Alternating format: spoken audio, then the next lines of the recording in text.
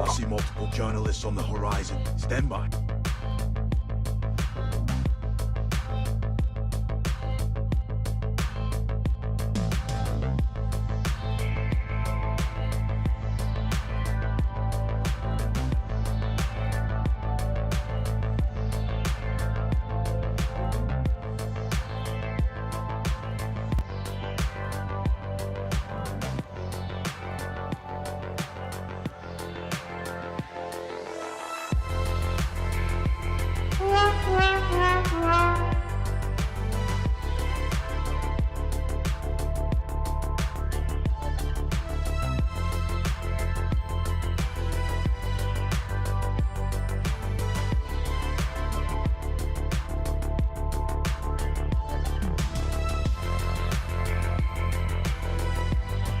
I see a large IPO on the horizon. Market clearing order inbound.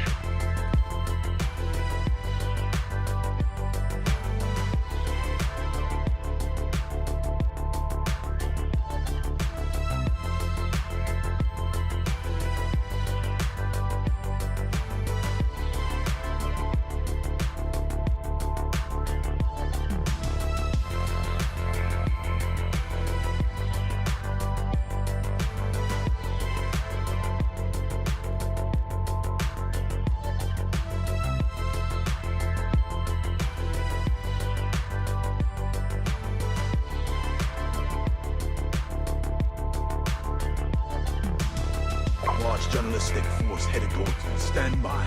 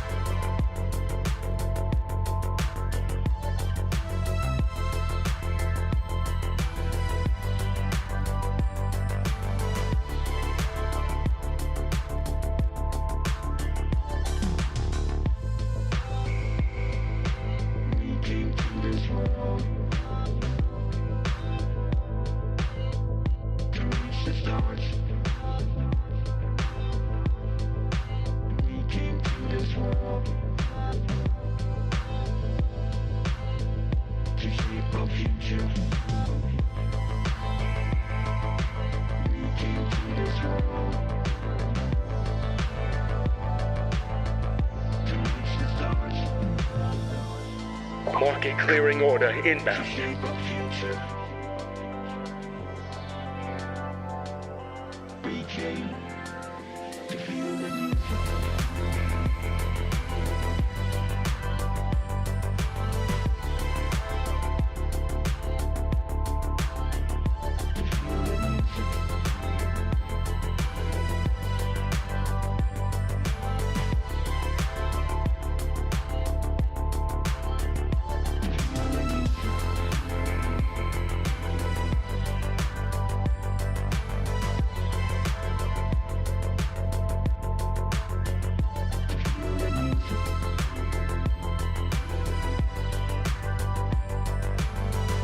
Triple glaze.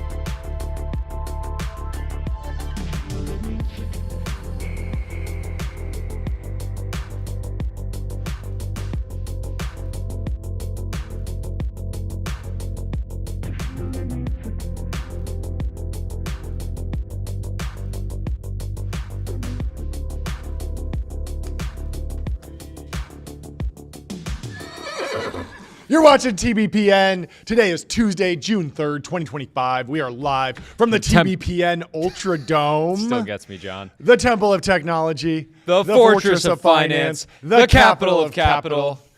We have a great show. We're going through a bunch of stuff. We're covering Coatue's public market updates. We're going through some news about Nike, some news about Nvidia earnings. We're going through, we have a couple great guests today.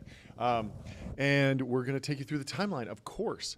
Of course. We also have a new gong cam, which I think we should show off right now. Jordy, why don't you give it a hit? Let's do it. Let's check it out. The production team's been cooking. Check it out. What are we doing? Do we have the cam? Oh yeah, we have the cam. the horizontal cam is really something. Really something. There we go. Yeah. I didn't realize that it would be horizontal. Oh, it's great. But it really is just about extremely chaotic. You want to see the vibrations of the gong. Of the gong up close for sure. Yeah, you can see it swinging. Every time you switch to ramp.com, you earn the right to hit the gong. Time is money, save both. Easy to use corporate cards, bill payments, accounting, and a whole lot more, all in one place. Go to ramp.com. Let's give it up for ramp.com. I wanted to cover this yesterday. We didn't quite have enough time, but Mary Meeker dropped the Internet Trends Report. Coatue. Phil LaFlante. Fired back. Did not fire back. Very different take. They're going deck for deck, John. They're going deck for deck. The Coatue deck is a little tighter.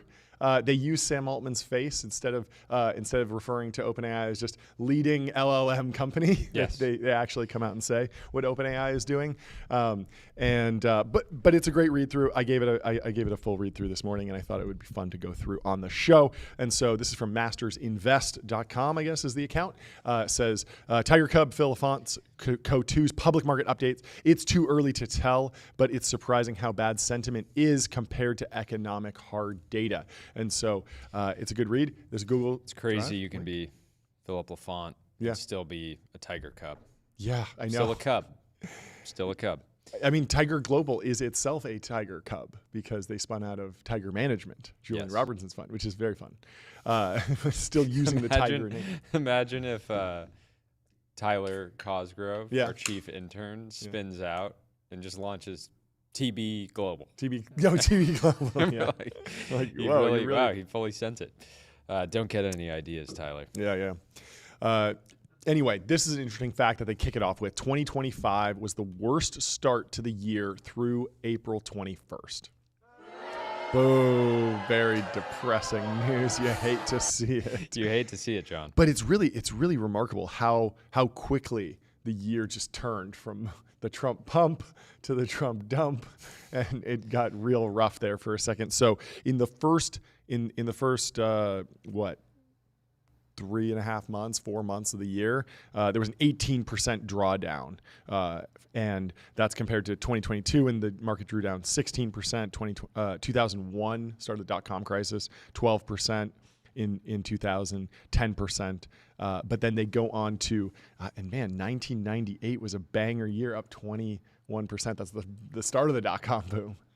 It's interesting because it feels like we're in the midst of like the AI boom, and yet we had like one of the roughest starts to the year in terms of the market. And this is for the NASDAQ. Probably healthy in some way. Yeah. Maybe Trump just, the 4D chess was, hey, things are getting a little overheated. Let's let retail get another opportunity to buy the dip before we go on, I mean, I hate to somewhat agree with you. I do think there was this sentiment that people were so bearish a couple months ago that it felt like retail was going to look really silly for buying the dip because retail over the past 5 years has just been trained. Always buy the dip. Always buy the dip. And it's played out generally well. Yeah. And so far, so good. But and so that's I mean that is the interesting narrative here is like, is this a crisis or a correction? Yeah. And is this really like the end of the AI boom? Is this the end of all the fun? Is the party over, or is this just like some slight turmoil? And so Coatue does a great job of kind of giving examples of crises and corrections and how they kind of they bucket together. And so for crises, they highlight in recent memory the dot-com crash, the global financial crisis, and COVID. They put kind of in half crisis, half correction. And this was the question that we were talking about with the tariff tariff drawdown was, is this something that's out of the government's control? Can they pull it? And if they pull back from the brink, it winds up looking more like a quick down and up versus something that's, it's almost more of a reaction. Exactly. Versus And so it's a little bit, so because it's kind of manufactured by the administration, they can by definition pull back from the edge, and that leads to this falling more in the correction category potentially. But that's the question that Coatue centers in on during this in this presentation. So for crisis, the first crisis that they highlight is the 2000 dot-com crisis, which was incredibly long, and so the drawdown for the dot-com crash was 133 weeks. So over 2 years of the market sliding downwards. And then the recovery to get back to where they were took 242 weeks. Insane. Yeah. The global financial crisis was similarly long, 74-week drawdown, so a little bit faster on the way down. Gen Z or even young millennials have not experienced a drawdown like that. Like the global financial crisis? Yeah, really ever, right? We have like the entire the new generation of investors has only experienced sort of kangaroo market. Right? Exactly. Up and down and up and down and up and down and up and down. Yeah, and so COVID was similarly a crisis, very, very significant, but the drawdown was only 5 weeks. But it was the craziest 5 weeks where there were circuit breakers breaking on the exchanges, and there was a constant the market's down another 5%, and then the market's down another 5% or 7%. And so those 5 weeks were miserable, but then the recovery happened very, very quickly, only 21 weeks to recover and get back to the previous high, essentially. So and then they also highlight the peak to trough for the S&P 500. So you can think of the dot-com crisis as like a 49-50% drawdown. The global financial crisis was even worse at 57%. You're thinking about like you just bought, all you own is S&P 500 index, and you're down almost 60% of like your wealth, all the money that you've had invested. Very, very rough. And there were also commensurate earnings reductions in the dot-com and the 2008 crisis. So companies actually started making less money. So it wasn't just speculative. And this happened in this happened in COVID too. 29% really dot-com, 42% in 08. Yes, exactly. And so significant impact. And that's the difference between a crisis and a correction. Like obviously corrections are shorter, but they also don't hit earnings as much because companies don't have enough time to really react and drastically change their strategies, actually lay people off, actually cut back on spending, actually retool the business. Or in the case of tariffs, they were economy. Sort of temporarily unsustainable. Yes. And then they got pulled back to the point of still meaningful. But potentially less of a broad market impact. And so then the fifth indicator that Coatue identifies here is the weeks of elevated volatility in the VIX. And so the dot-com crisis had 41 weeks of higher volatility. The global financial crisis had 49 weeks of elevated volatility. COVID had 26 weeks where the market was in turmoil, essentially, with elevated VIX. But then you go to the other corrections that they highlight: Black Monday, Gulf War, long-term capital management failure in Asia crisis, sovereign debt crisis in 2011, the Powell pivot in 2018, and the inflation interest rate hike in 2022. Now that they call it inflation, we call it the end of the ZIRP era in Silicon Valley. We call it the SVB crisis. But that really was what was happening. There was too much money printed during the COVID relief era that led to some inflation, and that resulted in higher interest rates, which of course blew up Silicon Valley and and literally blew up Silicon Valley Bank. And the inflation correction, they don't put it in the crisis bucket, but it does have similar. Obviously, the SVB crisis wasn't directly because of overinvestment in venture, but venture got so ahead of its skis in 2021 and early 2022 that and in some ways, like the failure of the bank was this. It was very symbolic, right? Very Even symbolic. though a lot of their issues was that they had a bunch of really long-term loans that were priced well below sort of mismanaged balance sheet. So that inflation crisis, just to compare it to COVID. It is funny that Silicon Valley Bank could not imagine, effectively, their balance sheet said, we cannot imagine a world with rates higher than 3%. I mean, it just rocketed. Yeah, I mean, I talked to people in the public markets who had the similar sentiment that interest rates would never go up because if they did, the government debt would be unsustainable. And yet, interest rates had to go up at a certain point because inflation was a tougher pill to swallow. And so the Fed had to take their medicine and raise interest rates, which caused that correction. Now, that correction was pretty long, 40-week drawdown, 66-week recovery. 2022 was a rough year for sure, and the market drew down 25%, but Coatue still puts us in the correction category, not this crisis category. Yep. Well, the crisis, just to give you some insight into 2008 specifically, Apple went from $194 a share to $85 a share, 56% decline. Wow. In Apple. Google fell 55%, 680. Alphabet was 685 to 300. And those companies weren't even particularly indexed on housing. It was just that the housing market collapsed, and when people lose their homes or their mortgages spike in payments, they stop buying iPhones. And so it really was just this broad economic sell-off and economic crisis. Whereas the inflation issue, yes, we saw a 25% drawdown in the S&P peak to trough, but the earning reduction was only 1% throughout that crisis, which is pretty remarkable because firms were still able, and maybe that's a function of inflation, but firms were still able to. This was like the other term that was coined by Kyla Scanlon, who we should have on the show, was the vibe session.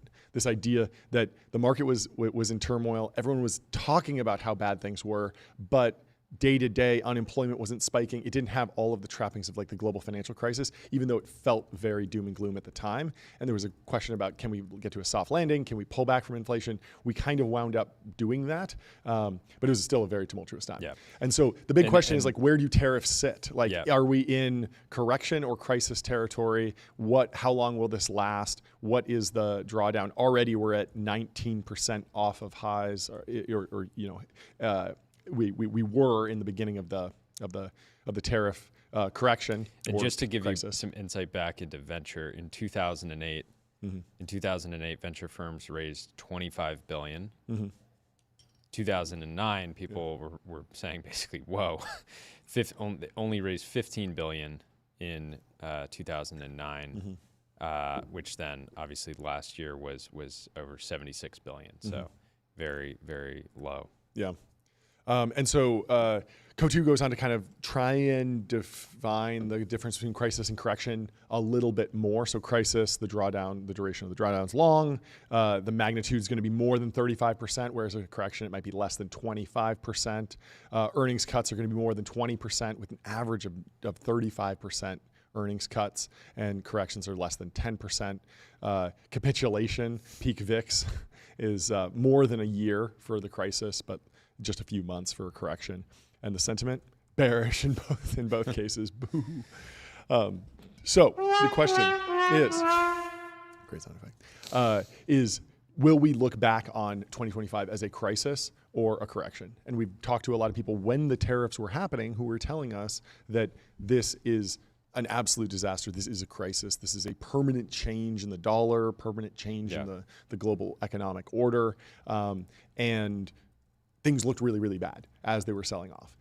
We saw whole days where the market traded down 5%, but we have obviously built back up. And so Coatue mentions here that 2025 may qualify as a correction. So they're tracking the S&P 500 since Liberation Day. The tariffs came in on April 2nd, just the day after April Fool's Day. It's rough timing. Everybody says, was this a social media post? Yeah, seriously. Meant to go out a day earlier? And so they highlight two key moments here. Is there a market put? Government announces a 90-day pause on tariffs. That was the market bottom on April 8th. And then on April 11th, the regional Fed president says there may be scenarios in which the Federal Reserve would need to add temporary liquidity, saying that if the tariff situation continues to worsen, if companies are really suffering, we might need to stimulate the economy through temporary. Liquidity.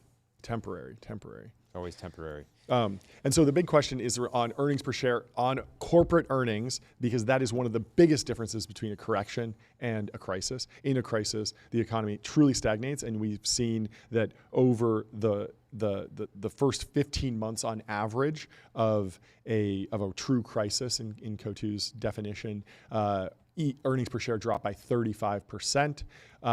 In corrections, it's more like 3%. And so we are now about halfway. We're about 8 months into this crisis as they're tracking it. And 2025 is at just 5% off of earnings. So not really tracking with the average. Doesn't mean that we couldn't see things fall, but that's where they're seeing that. And then also the VIX spike was brief. The volatility peaked and has since fallen from 52 to 23.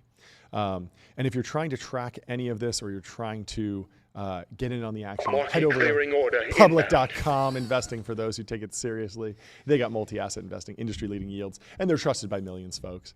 Head to public.com serious investing to check it out. Thank you to Public. Let's see. So the question is, where are we today? 48 days in, there's a severe year-to-date drawdown, which we saw 19% peak to trough in the last 24 days. Rapid stabilization. Rapid stabilization. We love that. We love rapid stabilizations. So we're up 14% since year-to-date low in the S&P. So the question is, are we on the verge of a breakout, or is this a false start and we'll retest the lows? And so they introduced the Coatue Hard Truth Index, a great coinage. Love to see a coinage. Index. And this is economic hard data divided by sentiment. I would actually name this the LaFont Truth Index. Truth Index. Just the truth. Just the truth. Yeah. Purely truth. And I mean, this is a good kind of more quantitative way to look at what Kyle Scan was talking about with the Vibe session, because you can open up the cover of the Financial Times and see a bunch of doom and gloom, and the sentiment can be very bad, even among consumers. But when Christmas comes around, sentiment is good for the news business. It really is, unfortunately. Yeah, and so the question is what is the strength of the consumer's balance sheet? How is the strength and the true health of the American consumer? And what's the state of the job market? So they Coatue identifies a few different metrics that they're tracking. So lagging data like job market and inflation, leading indicators like consumer spending, orders, bookings, and permits, and then bleeding edge indicators like proprietary Coatue data available on a daily basis, because of course they're tracking all this stuff very closely. Then on the sentiment side, they're looking at business sentiment. Are businesses investing in growth or delaying capital and hiring plans? Is CapEx increasing at important companies? Are investors optimistic about future returns? So there are polls that go out to investors just to ask them about their sentiments. And then if you aggregate all of those, you might get a picture of how the sentiment in the stock market is doing. And then you can decide if that is, if the investor sentiment is out of step with the economic hard data. And then of course, consumer sentiment, you can look at consumer spending and saving rates. And so in terms of sentiment, it's not looking good. 25-year sentiment indicators are at peak negativity. Across every sector. So investors, businesses, and consumers, everybody is bearish. Everyone's black-pilled. And I'm a contrarian, John. Yeah. No, it's funny. I was having a conversation with a buddy of mine. I won't name him, but he started a widely used unicorn. Okay. And we were grabbing lunch last week, and the restaurant was just absolutely packed, middle of the day. Yeah. It felt like it was a restaurant that both of us go to routinely. Sure. And we're like, we haven't seen this place this packed in a very long time. Yeah. And it felt like the Roaring 20s. I was about to say Roaring 20s. Just dropped in there. And granted, that's in Los Angeles, on the coast. Yeah, people are wealthy. Yeah, but it still felt, in that environment, if you asked everybody individually, how do you feel about the economy right now, whether they're a business owner, investor, or consumer, everybody would have been like, it feels shaky. Yeah. Yet their actions are saying something else, which is that the consumer is actually decently strong. Yeah. Right. Yeah. It is very interesting. And I mean, it comes back, we're going to get into this, but it comes back to that idea of like the picking up pennies in front of the steamroller that is AI. Yeah. So there can be like all these crazy things that are happening that make so much sense. This is what like we jobs, talked about when the tariffs stuff. were initially happening. Yep. It was like, hey, is this a distraction from just winning in AI? Yes. And Jensen is obviously conflicted, right? Like every CEO, he's heavily, he's basically an index of AI progress. Yeah. But in many ways, like if we are entering a new type of industrial revolution in intelligence, and probably that's the only thing that matters is to really win. I mean, we should probably cover this when we go through Nvidia earnings, but as soon as the tariffs hit and Nvidia was hit very hard, I remember there was this massive drawdown in Nvidia specifically, and there was huge questions about Nvidia's China business and just overall GPU demand, DeepSeek and Jevons paradox stuff. He was very much saying like, no, like things are going to continue to grow, like we're going to be fine. And and the big question is was that ever Cope, or was he just actually right the whole time? Or did he, more importantly, execute very strategically in a tumultuous time to outmaneuver something that could have actually been pretty bad for his business? And so I'm sure we'll go into that during the NVIDIA segment. But if you're speaking of widely used unicorns, you got to get on Figma, figma.com. Think bigger, build faster. Figma helps design and development teams build great products together. It is a tool we use all day long. It's amazing. As you know. We love Figma. Anyway, there are some more consumer data points that Coatue calls out here. One from Visa: all spend bands remain resilient and consistent with past quarters. Overall discretionary and non-discretionary spend remains strong. We have not seen any signs of overall consumer spending weakening, says Visa on April 29th. What was that? Pump it up? That's Ben. Okay. Ben. Pipe down, Ben. Capital One also says spend trends were largely stable through the end of Q1. Bank of America says consumers are still spending money. American Express says we're seeing our customers act as they have acted in the past. What's happened with the stock market or consumer confidence hasn't been associated with our card member spend. They continue to spend, and they're not spending off what's in the market. And so consumers continue to spend, and so there's this the vibe session narrative is still going strong, which is very interesting. I mean, it's interesting because obviously we're seeing exceptional growth in AI, but we're also seeing pretty exceptional growth in the core business infrastructure. So Ramp, other companies in the payroll space like Rippling, things like that, are seeing tremendous growth as well.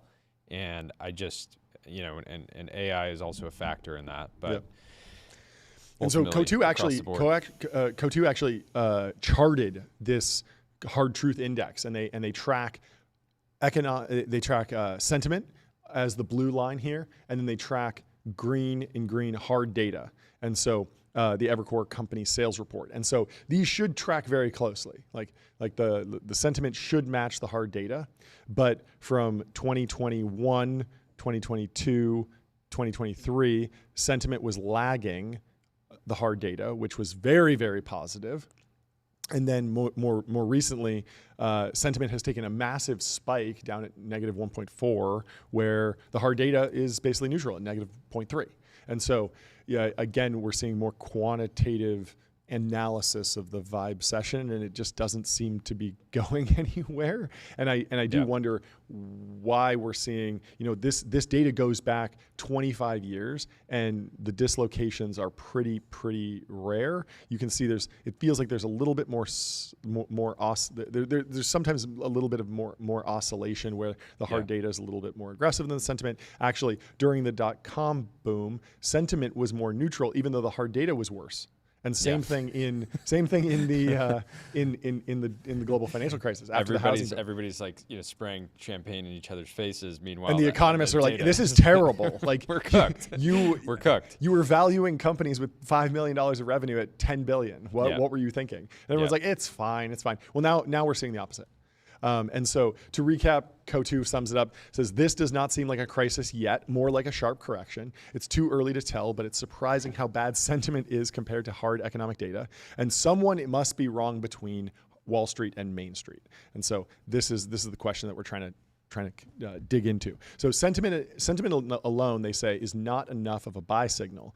When business sentiment is below the 10th percentile, the S&P 500 has top 20% one-year return 35% of the time.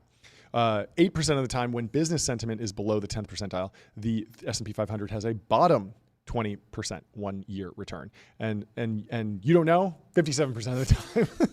More than half the time, you just don't know. You just don't know. So based on history, they're looking at next 12 months price to earnings of the S&P 500, and the market still looks expensive. But of course, a lot of that is driven by tech companies that are growing very quickly. We talked about this interesting data point that something like the Mag 7 grew revenue in Q1 at something like 30% annualized, where the rest of the Fortune 500, the 293 that aren't magnificent apparently, they grew at like 8% average. Less magnificent. The less magnificent. And so, I mean, the interesting thing here is that tech has seen a notable multiple reduction. And so if you can track the price to earnings multiple of all the tech companies, which here are in, which one is which? So the tech companies are in blue and the non-tech companies are in purple. And the tech companies, you go back to the dot-com boom, they were trading at incredible price to earnings multiples up at 45x on average. And then post-COVID, there was a dislocation again where tech was pulling away, but got up into the 20s and 30s, but is still trading at 24x earnings, where the non-tech companies are at 18x. So there's still this spread. So during COVID, there was an 8x spread.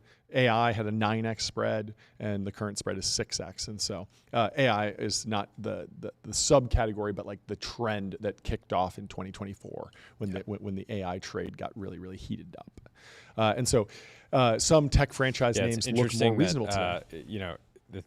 We keep coming back to this, but Google is actually down 3% over the last year. So again, despite being one of the greatest AI innovators, just not getting any. It credit should be a for massive beneficiary even this year. But of course, the stock has traded up a bunch. And so some tech franchise names look more reasonable today. Reddit is down 49%. Tesla's down 40% off of the 52-week high. ARM is down 34%.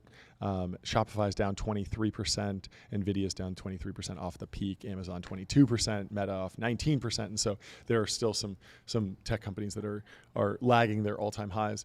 And it's always interesting to kind of go to the public filter for what are the kind of power law, super dominant tech companies that are still in founder mode, still led by founders, and investigate those businesses and see if they are set up for the next wave. They could be good. They could be opportunities, especially if they're getting beaten up for kind of some macro trend that you would expect a tech founder to be able to dig their way out of the hole, like what happened in COVID and like what happened during the Powell pivot and the interest rates. Like when interest rates went up, Shopify, Palantir, who else? I mean, a lot of these tech companies got absolutely beaten up, and the ones that really emerged, a lot of them were founder-led. A lot of them were willing to not really change course, or if they needed to change course, they did it quicker than the other companies. And so they include a quote from Charlie Munger here, all the way back from 1998. Charlie says, "Forget what you know about buying fair businesses at wonderful prices. Instead, buy wonderful businesses at fair prices." And so the question is the glass half full or empty? Half full, the bull case here, AI is exploding. Market clearing order inbound. Macro will heal itself. The half empty, the value investor, they say there's a recession on the horizon. They say there's tariffs. Berkshire Hathaway has a $350 billion cash pile. Lots of things that look not great. And so what is Coatue's view? They believe that tokens are more important than tariffs. And this is the AI being more important than the global macro. So Coatue's launching a crypto coin. No. Don't even joke about that. We don't joke about that. That's the one thing we will never joke about. It'll be taken out of context. A pump fun about it with him. In fact, just to clear the view, let's tell you about Vanta. Automate compliance, manage risk, prove trust continuously.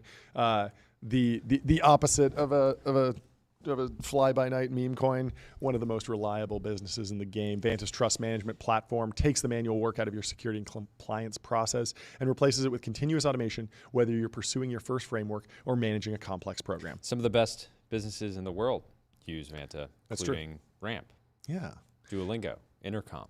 Very cool. Mistral. Really? The prominent French AI company. I love it. We gotta get someone from Mistral on. Iceland Air. We haven't talked to them yet. People never think about Iceland Air being on the cutting edge of Have you been to compliance. Iceland? I have. You have. Was it nice? I had to go there. I once was in Africa. Okay. And I was in college, and I had $400 in my account. Okay. And I had to get back to America. So you went through Iceland? And I charted the most heinous route from Morocco to London through Iceland back to San Francisco, and I made it back. What's the bull case for Iceland Air right now? And the flight that was going to and from Iceland was the chairs were like bench seats and like almost made of plastic. Okay. And it was like a really, really long flight. It's like a bus. But I made it home. Nice. I made it home. I feel like the bull case for Iceland Air is probably Greenland becoming a state or protectorate or something. Yeah. Many people go there. And then Iceland Air probably is going to be the one to get you there, at least in the short term. Totally. They're going to have a direct flight from, where will people be going to Greenland from? Probably Park City. Anyway, straight from Park Coatue goes into OpenAI, and they're digging into this thesis that tokens are more important than tariffs. And so they ask, what just happened at OpenAI? The number of monthly active users, MAUs, post-launch. And so they're tracking the number of months post-launch for all of these companies. You can see Twitter, now X, over 96 months. They grew to 288 million active users, monthly active users. Instagram's over 1 billion, Facebook's over 1 billion, TikTok's over 1 billion over that 96-month launch period. And you can see that these social networks, they grow exponentially, but it looks like a complete grind compared to what OpenAI is putting up. Yeah. And of course that's because OpenAI can travel so much faster because they can leverage the virality of the social internet, and everyone already has phones and internet. Yeah. Whereas for something like Instagram, many people didn't even have iPhones yet, and of course Instagram launched exclusively on the iPhone and took them a while to launch an Android phone. And I imagine that 36-month bump is probably them launching on Android or maybe desktop, who knows. But OpenAI launched Deep Research and Operator just 24-ish months after they launched the original product, and they jumped from 400 million users to 800 million users. And this, of course, is based on a quote from Sam Altman, who says the users doubled in just weeks. And so it's a little bit of like they're creating this graph somewhat speculatively. They're not exactly sure all the numbers. They're trying to work backwards. And there are, of course, questions about who are those users, where are they, how monetizable are they? But all of that stuff is kind of something that investors will be just digging into down the road. Right now, it's very clear that OpenAI is breaking through in a massive way all over the globe, honestly. And so Coatue also highlights the comments of Satya Nadella from Microsoft talking about a major AI inflection. Microsoft says, we processed over 100 trillion tokens this quarter, up 5x year over year, including a record 50 trillion tokens last month alone. So that quote just really says like exponential growth in inference. Yep. And this is going to be very, very important for our discussion on Nvidia earnings, because Jensen previously had revealed the ratio between inference and training loads, and he hasn't given as much guidance on that now. And so there's a big question about how fast is the shift actually happening, how much demand is there, if you can compress these models and deliver a great product with less GPUs. Basically you could see exponential growth in token generation, but if you see exponential savings in the amount of GPU cycles it takes to create a token, you see flat GPU adoption. and roll out. No one's really expecting that. Everyone's building tons of these massive AI factories.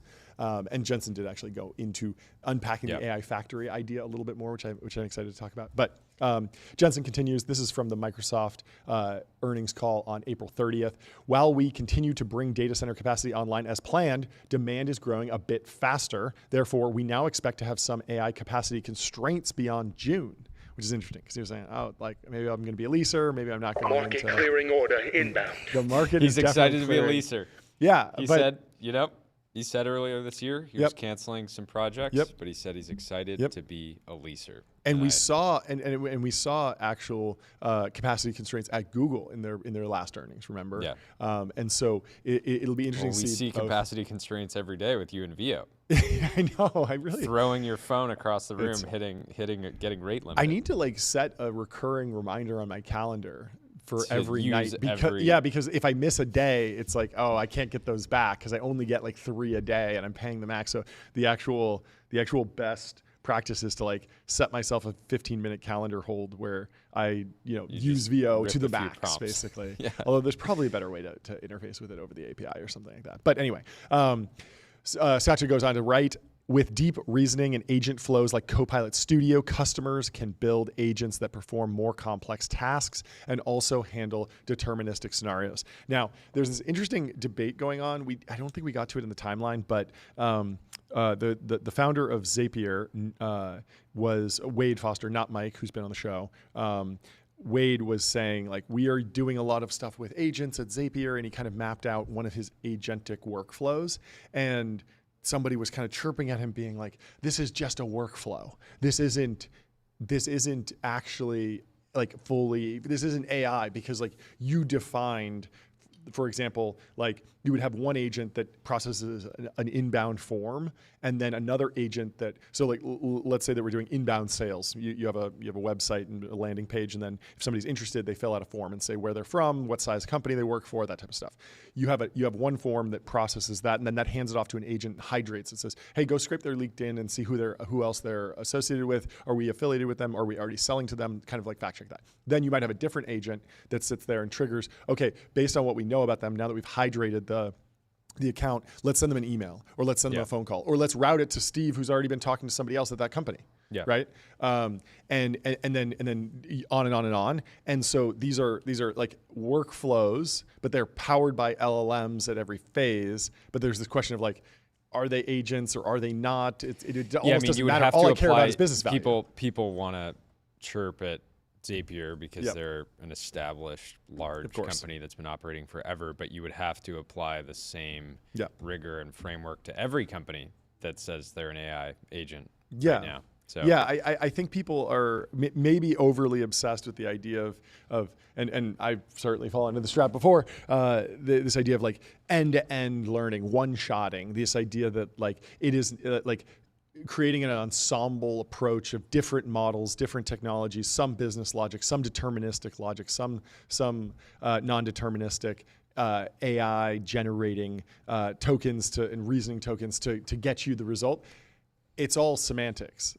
I mean, it does have an impact on like the super long-term future and kind of the way we design these systems. But at the end of the day, most businesses just care about resolution. Results. Yeah. And so we're seeing that at Microsoft.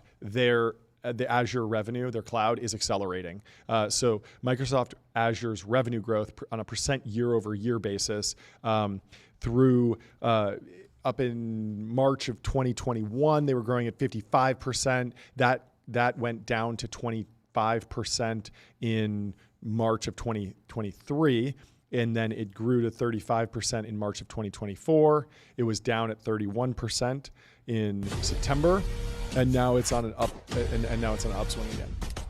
We're incredibly back, is what Satya's saying. He also reported in that last earnings call that already 70% of the Fortune 500 is using Microsoft Copilot for a bunch of AI tasks. So 70%.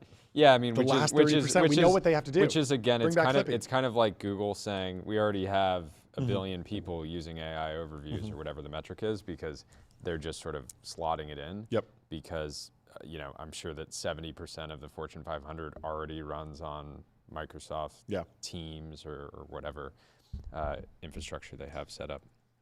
Or they run on Linear.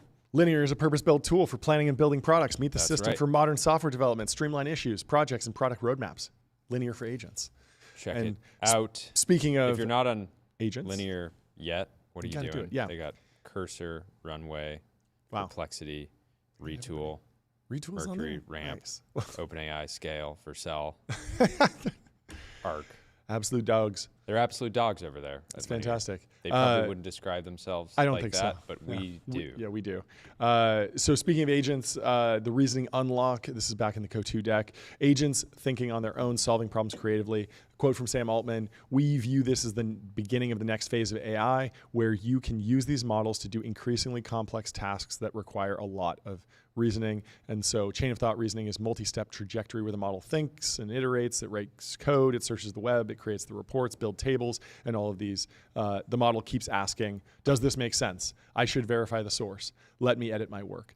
And so all this reasoning revolution, these agentic workflows, it feels very much like this narrative of like, oh, we kind of capped out on the previous thing. We need a new buzzword, but it's actually showing up in the data, and we're seeing it in upward revisions to cloud capex.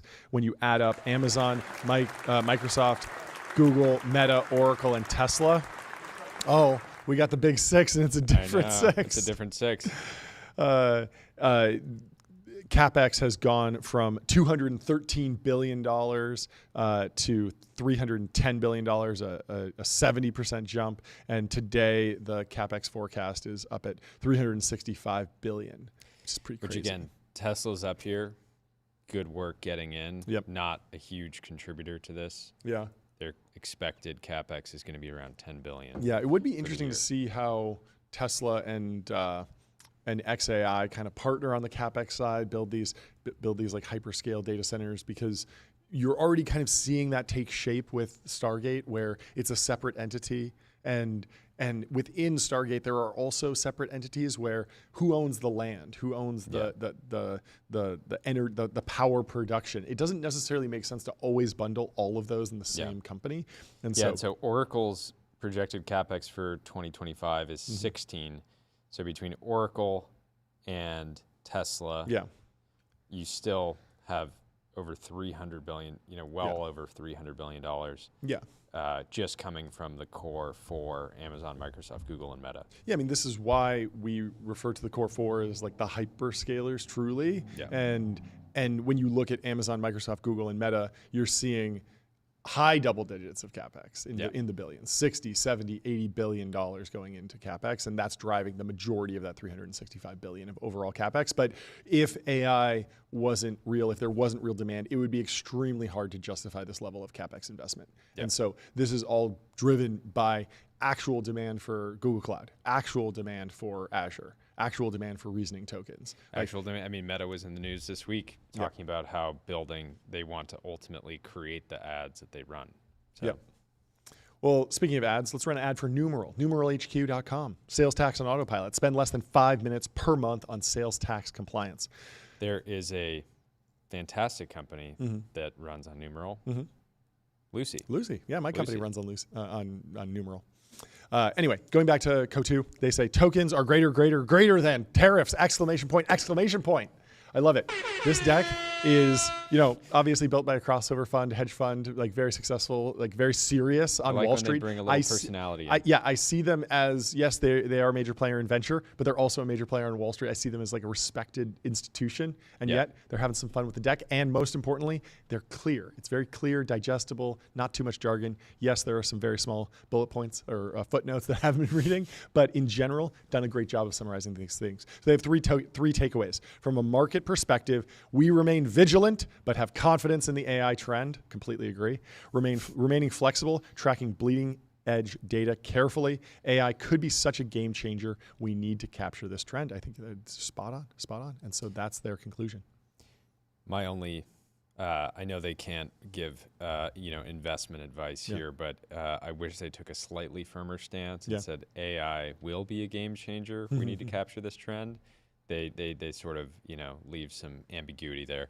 But yeah, I think that's drawing it back to earlier stage venture, that feels like people are doing rounds that they feel are quote unquote overpriced, that they're a little bit uncomfortable with valuations or the amount of investment that's being made at oftentimes, with just a deck and a team.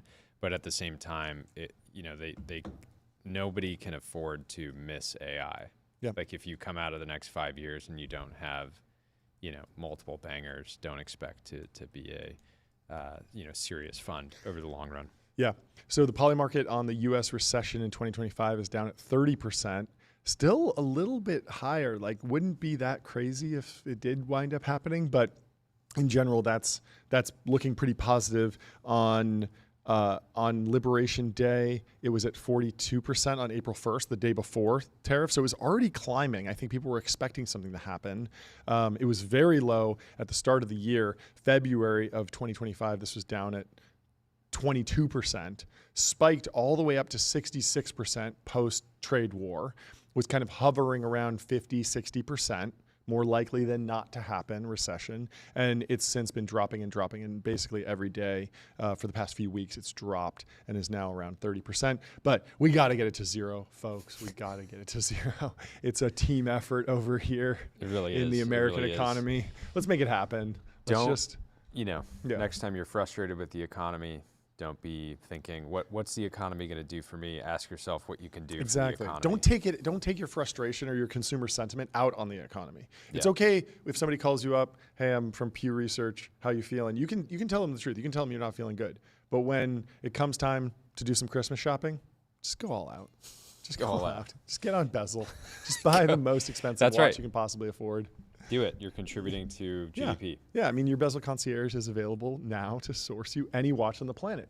And what could help build the American economy more than fantastic luxury watches available on demand at getbezel.com. Anyway, the other side of this narrative going even broader is there's now questions about the U.S. debt. And so Wall Street has been sounding the alarm on the U.S. debt. This time it's worth listening, says the Wall Street Journal. Jamie Dimon says you are going to see a crack in the bond market, and he has plenty of company here. So I wanted to give a little bit of a review of this because even Elon Musk has been talking about the struggles of the government and how some of his optimism around writing the budget and creating a budget surplus did not come to fruition like he was hoping for. So the big question is the U.S. going broke? It's not possible. Joe Weisenthal, we print dollars. We're good. We have a dollar machine. We have a dollar machine. The other element, this went out right as we were about to go live, but Elon posted at 10:31 about an hour ago. I'm sorry, but I just can't stand it anymore. This massive, outrageous, pork-filled congressional spending bill is a disgusting abomination. Shame on those who voted for it. You know you did wrong. You know it. Wow. So not mincing words. It's rough. And breaking rank from. Well, he's not an employee anymore. He's not a government employee anymore. Citizen, and he can voice his opinion however he wants. Yep. I think the bigger question is like this. Yes, like this might be depressing to Elon. This might not be the outcome he wanted, but in many ways, this is business as usual. And so, how can the U.S. economy steer its way through?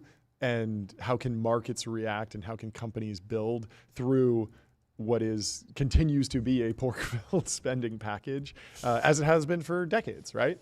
And I think the answer we're going to come back to again is just continue to dominate on the frontier of technology, continue to win in AI and space and all of the companies that Elon is already working on. So Elon is kind of refocusing on the thing that actually helps. He had already shared something like a week ago that he said, "I'm not convinced we can solve our problems politically through the government. Yes. We need to just grow GDP." Exactly. And so if GDP does start growing at 5-10% because of all the technology that folks are working on building right now, well, then that probably actually does start solving the budget deficit, unless we just find ways to spend more pork. Who knows? Pork. Hopefully pork-filled spending bills. hold it in. So featuring an illustrated Uncle Sam with pockets turned inside out. That was the cover story of America's most influential news magazine in March of 1972. Sounding the alarm about a debt crisis has been great for companies shilling gold coins and flashy financial products, but has made smart, sincere people look silly when nothing happened. Financial markets equivalent of Y2K. So why are several people suddenly worried? Because the math is getting daunting with interest on the debt blowing past $1 trillion annually and Washington acting recklessly. Even people who have issued past warnings deserve a second or third or fourth hearing, and they link to something which I'm sure is someone who has warned many, many times. So hedge fund manager Ray Dalio does have something to sell. His book, How Countries Go Broke, out Tuesday. Yeah, so he launched this morning. Oh, cool. It's available now.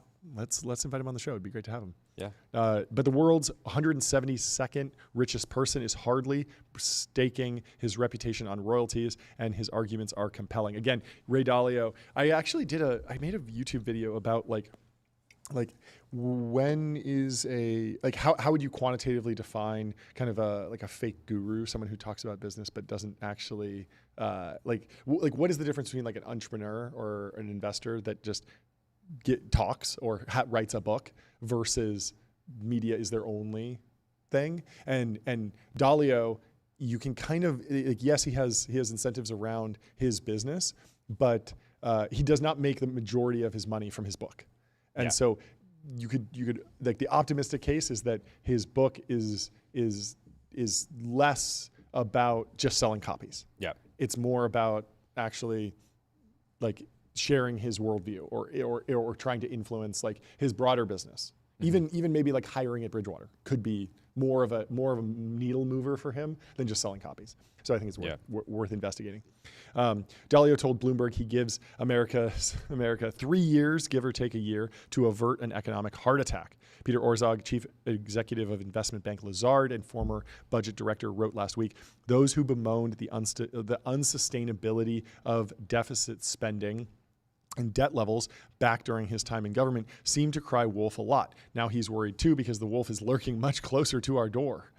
The package. This is what Elon was alluding to. The package of tax and spending measures sent to the Senate, now officially called the One Big Beautiful Bill Act, could act like budgetary wolf bait. It would add around $3 trillion to debt levels over the next decade compared with existing estimates, and $5 trillion if certain temporary features were made permanent, according to the Nonpartisan Committee for Responsible Federal Budget. Yeah. For perspective, the federal interest this fiscal year already will be more than the defense budget and more than Medicaid, disability insurance, and food stamps combined. That's Moreover, so crazy. The Congressional Budget Office estimates assume that the bond market will not only tolerate a surge in spending, but become more relaxed about it with lower yields. Consider if the yield on the 10-year Treasury note stayed at today's level around 4.4% for the coming decade. Then the CRFB estimates it would add another $1 trillion in interest costs over that period. Wow. And what if yields surge instead in a vicious cycle? JP Morgan chief and absolute Chad Jamie Dimon warned on Friday of the consequences. You're going to see a crack in the bond market, okay? Yeah. So. Yeah, it's interesting. I feel like we should try to pull up what he was saying exactly before and after that, because I'm assuming that it adds some important context. Please, go pull it up. I'm just thinking about like throughout my life, there's been whole news cycles around this idea that the defense budget is so massive and it's this massive part of the federal budget overall, or Medicare and Medicaid and disability insurance. These are huge costs, and they drive the majority of the federal budget. And now we're at a point where people would always talk about the defense budget or Medicaid as being maybe wasteful or maybe unoptimized, but at least you're getting something for that, like with those budgets, even if it's 60% or 50% or 20% less efficient than it could be, at least you're getting something. With interest, you're literally getting nothing. You're just paying the debt, and that's it. It's like it doesn't even have the opportunity to create any like value or security or health care for someone. Like it's pure just paying back for something that after bought a long time ago. After Jamie Dimon said you're going to see a crack in the bond market, he says, and this is why the Journal didn't want to include it because it's. He says after stating this quote, Diamond emphasized that this bond market fracture is inevitable, though he is uncertain whether it will happen in 6 months or 6 years. He warned regulators directly that you are going to panic, but he himself would not panic and expects JP Morgan Chase to manage through it. He also highlighted that current bank regulations restrict banks' ability to hold bonds, limiting their capacity to provide liquidity during market disruptions, which could exacerbate the crack in the bond market. So, anyways, he's seemingly, frustrated with the new spending bill and spending broadly. The Wall Street Journal continues, yet the bond market isn't exactly collapsing, even if 30-year yields recently hit a post-crisis high. So who are you going to believe? Millions of fairly relaxed investors or some wealthy pundits? Another hedge fund manager, Paul Tudor Jones, calls the paradox an economic kayfabe, a term from professional wrestling. Let's give it up for professional wrestling. We love professional wrestling on this show. Round of applause. WWE, if you're listening, I'm ready to get in the ring.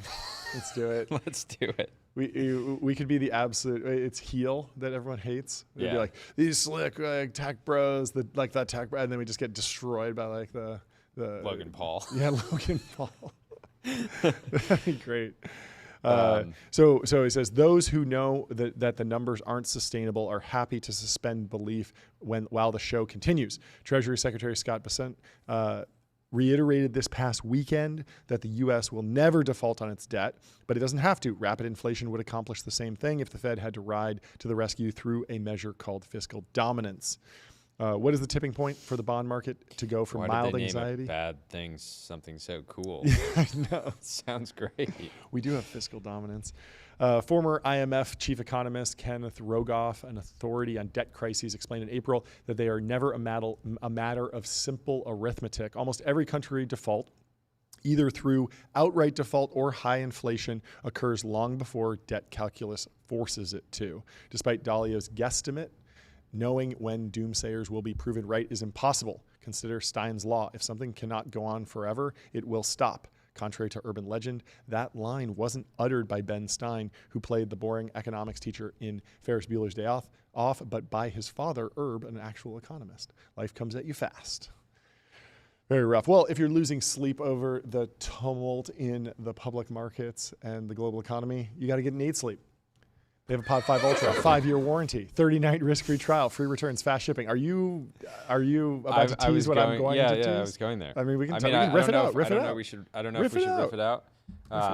John's had a good bit lately that 8 sleeps are just so comfortable that they should test them on animals. Well, recently I've been doing some animal testing at home, actually, with my 8 sleep. So with your own dog. Yes. So my dog, obviously grumpy because there's now kids around the house, and I think he's getting less attention, and also he's just a grumpy old 10-year-old Newfoundland. But I come home and he's always sleeping on the bed, on my bed, on my 8 sleep, and he's doing it more. And I don't know if it's correlation or causation, but I think he loves the 8 sleep. Yeah. But he sleeps right in the middle. So he's getting warm on one side, cold on the other side. He wants a blend. That's good. You can just roll to one side. Yeah. So proudly animal tested. You can change the temperature on either side. Yeah. It's perfectly adjusted. Once he learns to use the app, it's going to be a game changer. It's going to be insane. You should get him an iPad by the bed that he could just with his nose. Yeah. How'd you do last night? I got an 87. I'm not proud of it, but I was up a little bit late, but I kind of slept in a little bit. I bet I got crushed on the regulation. The consistency. 82. 82. 82. Okay. What'd you get? I got an 87. Oh, I just need to put up 7 straight nights of sleep dominance. Yeah, sleep dominance. We'll see you tomorrow. Nvidia earnings. From the Wall Street Journal, Nvidia's business is booming despite being shut out of China. We've been covering this for a while.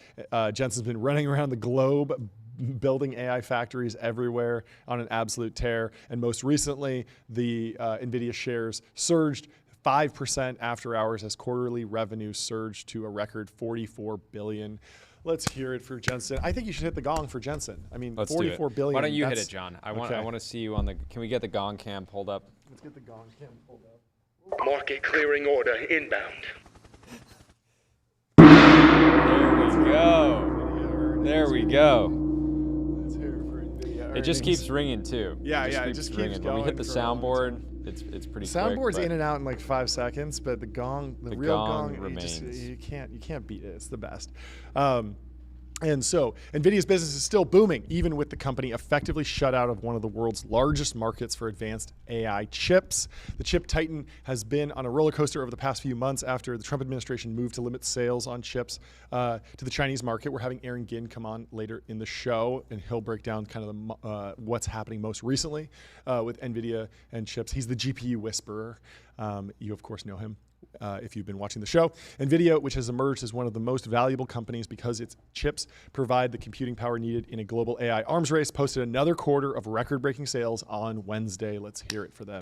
Revenue reached $44 billion for its first fiscal quarter, a 69% increase that was curtailed by Washington's new limits on Chinese chip sales.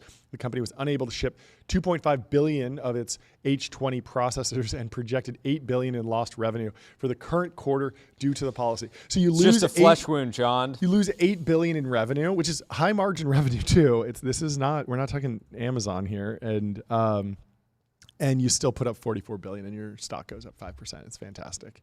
NVIDIA's longer-term outlook in China remains a major question mark. The company admitted on Wednesday that it has limited options. The significant thing here, NVIDIA surpassed Meta in quarterly revenue. Yeah. Wow. That's insane. Insane. Yeah.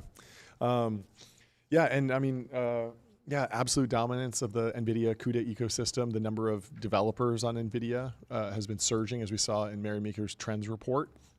And the company seems very, very well run. At the same time, Dylan Patel, George Hotz putting the screws to ARM. ARM seems to be, or AMD seems to be catching up, seems to be taking that feedback and trying to solve some of the problems that have been keeping developers off of that platform. Even though the cost per flop has been quite good on AMD, the ecosystem hasn't been quite there.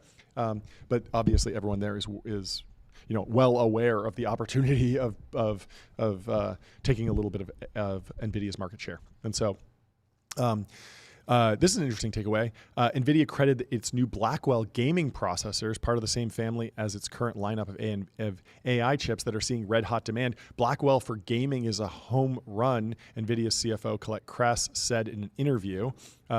For the current quarter, NVIDIA projected revenue of $45 billion, plus or minus 2%, compared with analyst view of $45.84 billion. The company expects meaningful decrease in data center revenue from China as a result of the H20 ban. And so this is the interesting takeaway from Ben Thompson's post-earnings analysis. So he said he is really focused on the difference between the transition from training build-outs to inference, because training, we've seen the scaling law there. We kind of know, the race to get a build a 20K cluster to a 100K cluster, and that's pretty.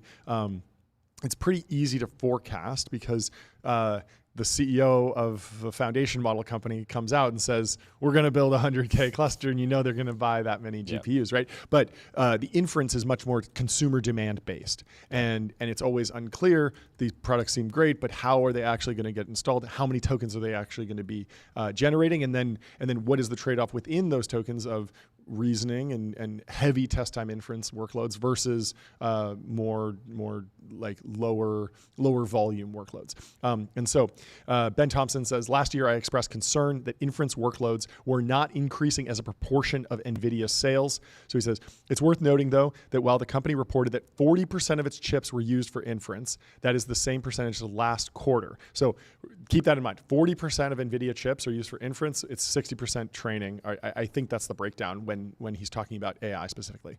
Granted, that is a large increase in absolute terms, by and large matching NVIDIA's revenue increase. And of course, training large models requires ever more GPUs, but the arrival of meaningful AI workloads will be marked by an increasing percentage of chips being used for inference, assuming, of course, that inference workloads will be run on NVIDIA chips. And there was always a question of maybe you train the model on a big NVIDIA cluster and then you bake it down so small that it runs on the iPhone locally, or it runs on a CPU, or it runs, unlikely that would ever happen. But people have been able to distill models down so far that you can inference them on other chips that might be more affordable. But that really hasn't happened because of the CUDA ecosystem. And it feels like, in general, most of the inference has stayed with NVIDIA, and we see that in their earnings. But now you have the TPU, and then Meta's Artemis. Yep. And so Amazon has Trainium and Inferentia, so they have a training chip and an inference chip. There's different. Inferentia. I think it's Inferentia, But both of those are in-house chips, but for most companies, they're training and inferencing on NVIDIA. And so on the latest NVIDIA earnings call, Jensen Huang and Colette Kress, the CEO and CFO of NVIDIA, were adamant that workloads for inference were skyrocketing. And here are a couple quotes that Ben Thompson highlights. AI workloads have transitioned strongly to inference, and AI factory build-outs are driving significant revenue. This is from Colette Kress. And so I think we were kind of asking the question of AI factories. Is that just some buzzword? Is there a distinction there?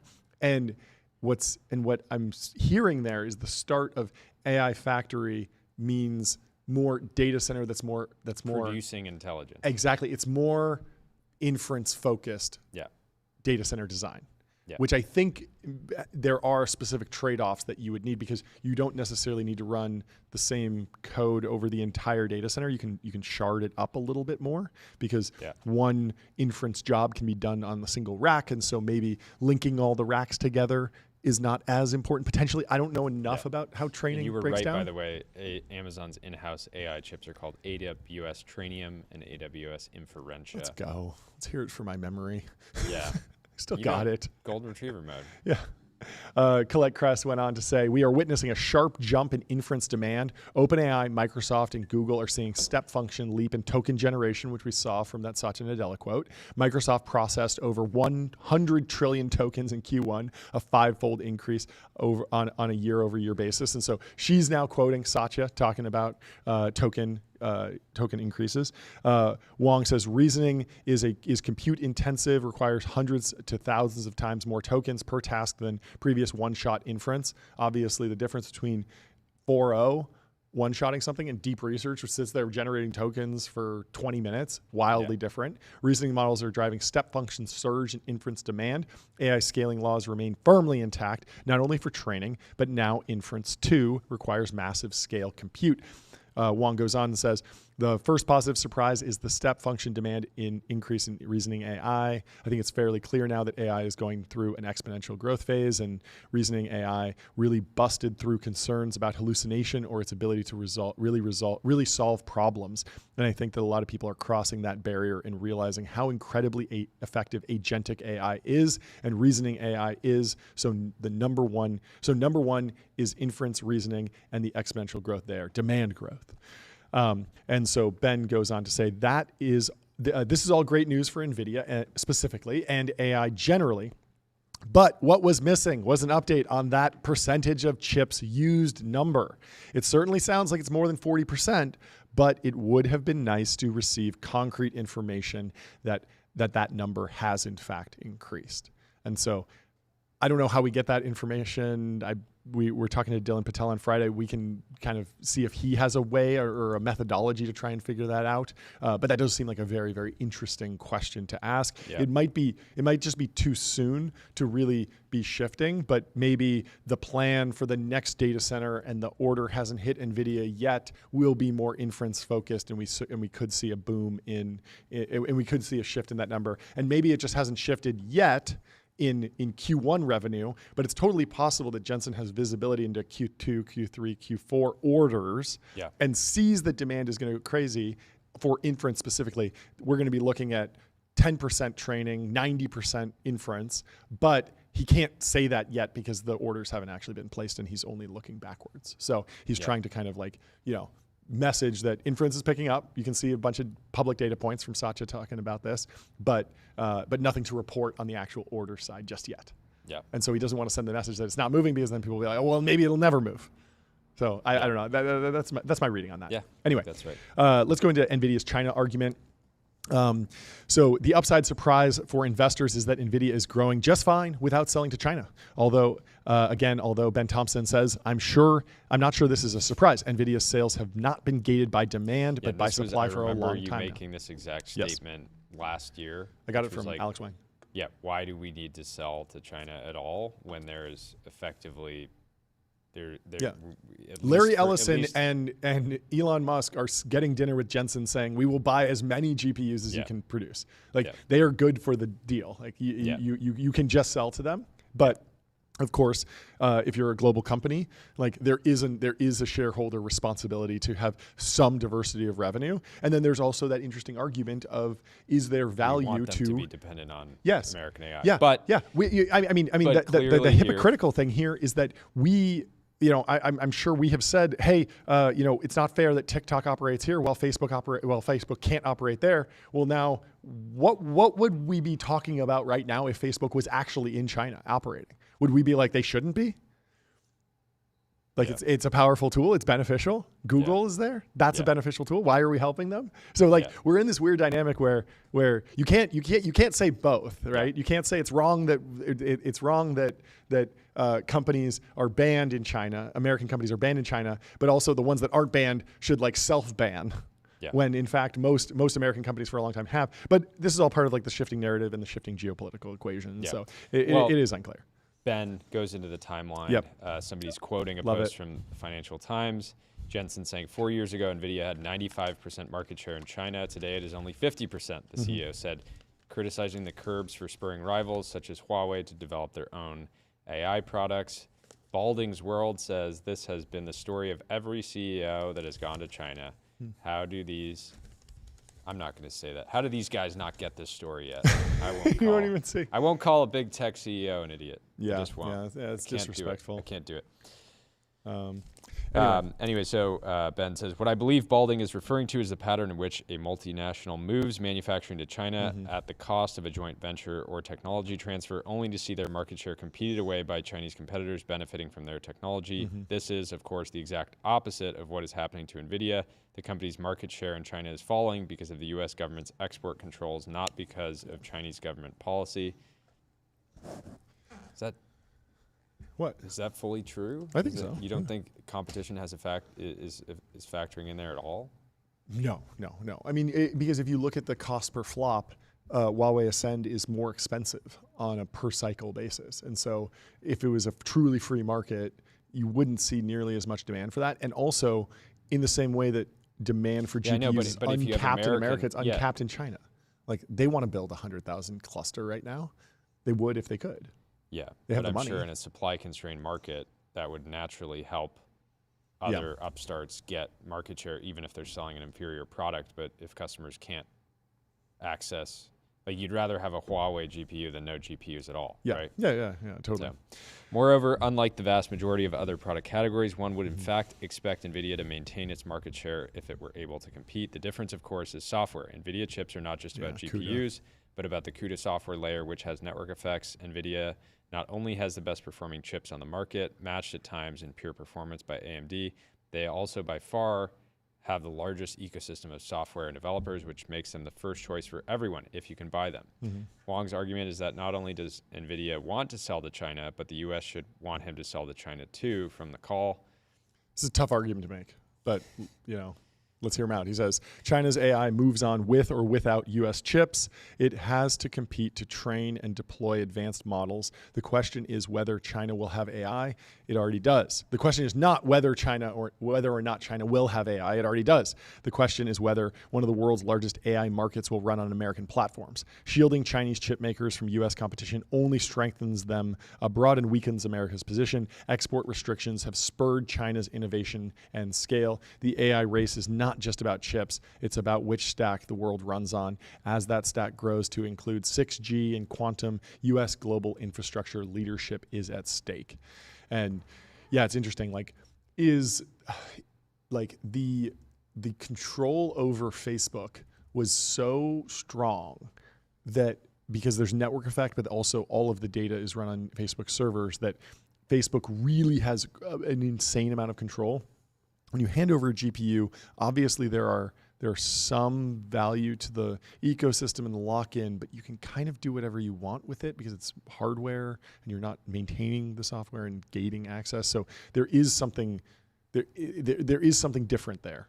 but I do take his point. And so Ben Thompson goes on to say it seems clearly in America's interest for China to have a dependency on U.S. software on a U.S. software platform. Then again, it also seems to be in America's interest to have China dependent on Taiwan for chips. But that argument is not winning the day either. This article goes on and is great, and you should subscribe to Techquery to get the full thing. Anyway, we should go to this Bloomberg piece that Ben highlights a little bit. Nvidia's open ecosystem to rival chip makers is in global push. They're opening AI ecosystem to these chip makers. Yeah. So Nvidia Corp Chief Executive Officer Jensen Huang outlined plans to let customers deploy rival chips in data centers built around its technology, a move that acknowledges the growth of in-house semiconductor development by major clients such as Microsoft and Amazon. On Monday, Huang kicked off Computex in Taiwan, Asia's biggest electronics forum, dedicating much of his nearly 2-hour presentation to celebrating the work of local supply chain partners. Size gong for a 2-hour presentation. Oh, okay, because it sounds crazy, the fact that he's going and opening up this conference and giving a 2-hour presentation. It's pretty awesome. But then I remember we come up here and do 3 hours a day. Every day. Well, he should come do the show with us sometime. Do the whole show. Let's do the whole show. We'd love to have you. Imagine ripping some timeline with Jensen. We'll make it happen. It'd be electric. But his key announcement was the new NVLink fusion system that allows the building of more customized artificial intelligence infrastructure, combining NVIDIA's high-speed links with semiconductors from other providers for the first time. And so this is a little bit of what we're seeing where there's now chip startups that are building chips for specific use cases. So an example would be like etch. They're baking the transformer architecture down onto silicon, but you could even look at Apple Silicon as something that might benefit from the NVLink fusion system potentially. I don't know if it's actually saying, hey, we know you hyperscalers are building your own chips. Yep. We still want you to be dependent on our software, even if you're going to ecosystem. Plug in. Yep. And so to date, NVIDIA has only offered complete computer systems built with its own components. So you buy all the chips and all the racks and everything wires together very nicely, and that is very important for data interchange, and especially while you're training. This change gives data center customers more flexibility and allows a measure of competition while still keeping NVIDIA technology at the center. NVLink Fusion products will provide customers the option to use their own central processing units with NVIDIA's AI chips, their CPUs, now pair with NVIDIA's GPUs, or pair NVIDIA silicon with another company's AI accelerator. So you could kind of do the inverse and bring up a specific accelerator for a specific use case. Santa Clara, California-based NVIDIA, they love to throw in the location of these companies. It's very funny. Everybody associates NVIDIA with Santa Clara. I guess. They're trying to shore up its place at the heart of the AI boom and keep the surge going in the face of concern that spending on data centers isn't sustainable. The company relies heavily on a select group of giant cloud providers known as hyperscalers for much of the revenue, and all of those hyperscalers are, of course, thinking about building their own chips, because if they're going to be ordering so many, the margins are so high, why not just go to TSMC directly? And so this bit of news, this is back to Ben Thompson, this bit of news from Computex 2 weeks ago is a reminder that CUDA isn't NVIDIA's only moat. The company is also dominant in networking, particularly the ability to link multiple chips together so that they function as a single large chip. The key to this is this so-called scale-up capability is NVLink. And so NVIDIA will license its chip-to-chip C2C technology to enable custom configurations. For example, Grace Hopper was an NVIDIA ARM CPU and an NVIDIA Hopper GPU. Oh, I didn't realize that. Grace Blackwell is an NVIDIA ARM CPU and 2 NVIDIA Blackwell GPUs. If you don't want that configuration, you're out of luck, or at least you were, because now you can license NVIDIA's C2C technology, and license seems important there. To make any number of combinations, and it doesn't have to be NVIDIA chips that are being combined, although NVIDIA is obviously confident that you'll choose their GPUs because, yes, they are the best in the business. Fascinating. Anyway, we should move on to this Nike story in the information, because there's a very, very interesting chart, again, from Ben Thompson that I thought everyone should be thinking about in any of their business. So the big news is, this is from the information in May 21st, so it's a little bit of an older article, but Nike announced that they are going to sell on Amazon for the first time since 2008. 2019. So it's been 6 years off. So 6 years when ago, they went all in on D2C. Yeah. They really got the D2C bug. They did. And they said they read the thought pieces. Yep. They read the newsletters. Yep. They Cut out saw the middleman. Yeah. They were pissed at the middleman. Yep. They tried to cut him out. And it didn't, now they're didn't making seem a like it deal worked. with the middleman. And so 6 years after Nike stopped selling through Amazon in favor of going direct to customers through its own stores and websites, the two companies are getting back together. I'm sure it was super rough because tons of people probably went to Amazon every day, typed in Nike, and just got Nike knockoffs, right? Because we were just used to buying on Amazon.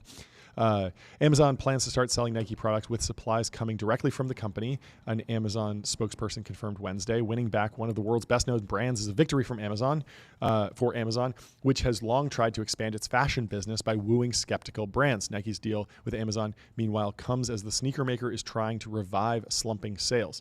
So Amazon is going to buy from Nike for the first time since 2019. And this is all an effort to revive slumping sales. Now, Nike's revenue is down a ton. In the most recent quarter, it fell to $11.3 billion, down 9% from the same period a year earlier, while wholesale revenue fell 7% to $6.2 billion. And so Ben Thompson calls this Nike's disastrous pivot. He says there's a lot that has been written by Nike struggles over the last few years. Including a LinkedIn post by former Nike executive, and he outlines three key mistakes here: the elimination of categories like running, basketball, etc., a massive deprioritization of wholesale in favor of direct-to-consumer sales, and a shift away from brand marketing to direct response. Trying to avoid middlemen in business is rough. It's like, oh, we're gonna have our own retail stores. Yep. And it's like, okay, well, you have a landlord. Yep. So he's your middleman now. Yep. And so, the middleman you're selling analogy, online. Yeah. Okay. Welcome. Meet Mark Zuckerberg. He's going to be your new middleman. It's like trying to avoid the middleman is very difficult, right? And it's interesting because the middleman analogy has actually worked just fine. And Ben Thompson has this cool chart of the CPG value chain and shows that Procter & Gamble literally does not cut out the middleman. In fact, they leverage the middleman, and they're doing fine. So what does Procter & Gamble do? They do research and development, and they do manufacturing, but they don't handle the middleman. So they don't handle logistics or retail, but they do dominate shelf space and with trade marketing and then marketing, like brand marketing. And so CPG companies like P&G harvested most of the value by integrating research and development, manufacturing, marketing, and shelf space. Raw materials, retail, and logistics were modularized and commoditized. D2C companies, meanwhile, saw research and development as increasingly unnecessary in overserved markets. As I noted in the context of Dollar Shave Club, razors are a particularly salient example of overserving. And shelf space on the internet was effectively infinite. Their goal was to integrate marketing, retail, and manufacturing. And so the theoretical, if you scroll down, the theoretical D2C value chain is no R&D, just manufacturing, no logistics, but yes, retail. You don't have shelf space, but you do the marketing. And so Ben Thompson says, the problem, though, is that marketing on the internet was entirely different than the analog marketing that previously dominated the CPG industry. They're being good at advertising, whether it be coupons in the Sunday paper or television ads during the evening news, was mostly a matter of the ability to spend, which was itself a matter of scale. Digital marketing, though, didn't really work at scale, at least relative to TV. In fact, it only made sense if you could target consumers with advertising and track how it performed.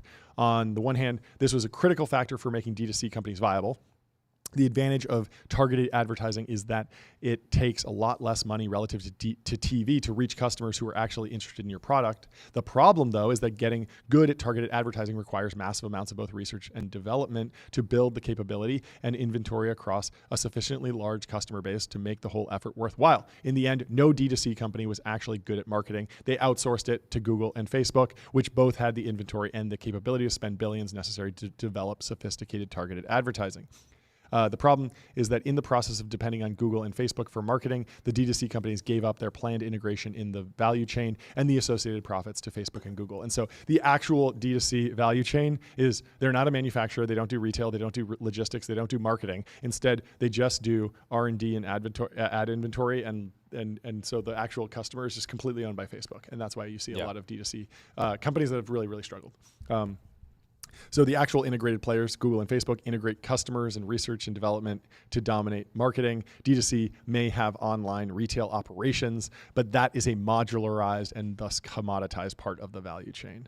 He calls out Brandless, the D2C kind of like roll up that had a whole bunch of products, and he said, here's the problem for D2C companies. Facebook is really better at finding them customers than anyone else. That means the best return on investment for acquiring customers is on Facebook, where D2C companies are competing against all the other D2C companies and the mobile game developers and the incumbent CPG companies and everyone else for user attention.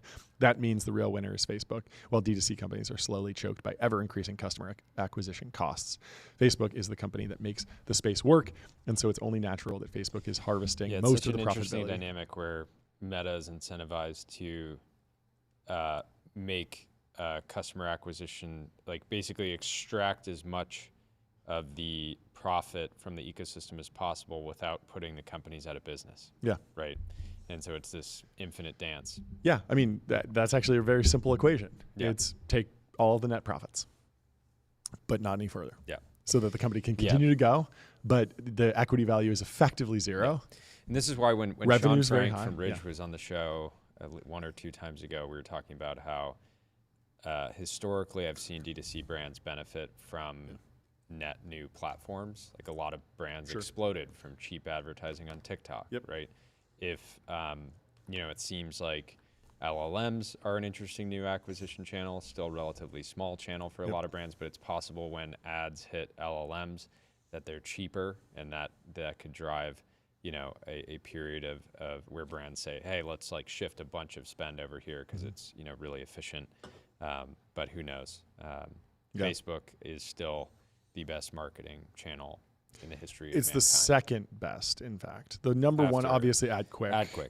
Out-of-home advertising made easy and measurable. Say goodbye to the headaches of out-of-home advertising. Only AdQuick combines technology, out-of-home expertise, and data to enable efficient, seamless ad buying across the globe. But seriously, Nike is the king of billboards. They really are. I mean, they used to be. They used to be, and the billboards were fantastic, and everyone remembers a Nike billboard. No one remembers a Nike direct response ad on Instagram. Yeah. Like, I'm sure people clicked on them, and I'm sure they drove some sales, but the economic equation just didn't quite work.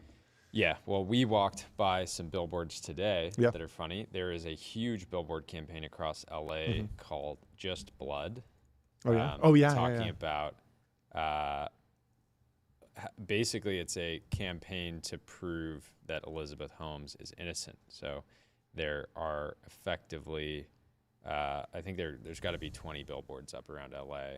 So I'm interested to follow along with this campaign. If you go to justblood.com, it's quite a lot of AI generated assets. And it's kind of an angry website, but I'm interested to dive deeper there.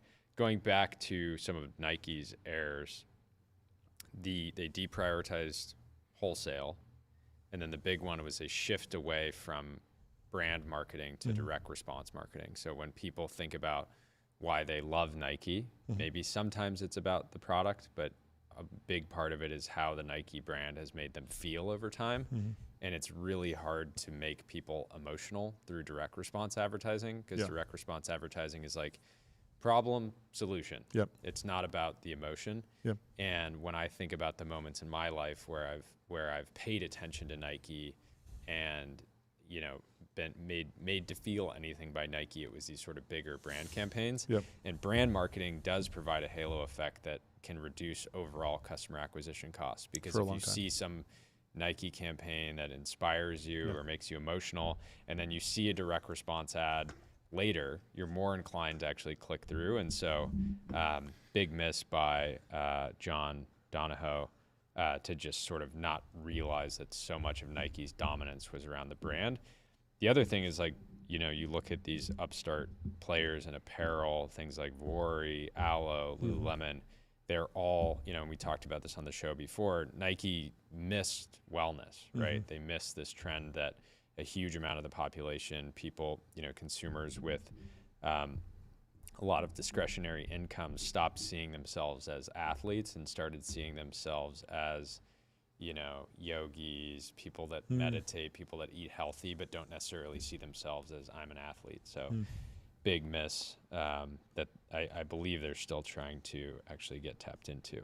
But yeah, well, it seems like they're pivoting back to the more traditional strategy, and probably we'll see some refocusing on brand marketing because they'll just be everywhere, and they won't try and cut out the middleman anymore.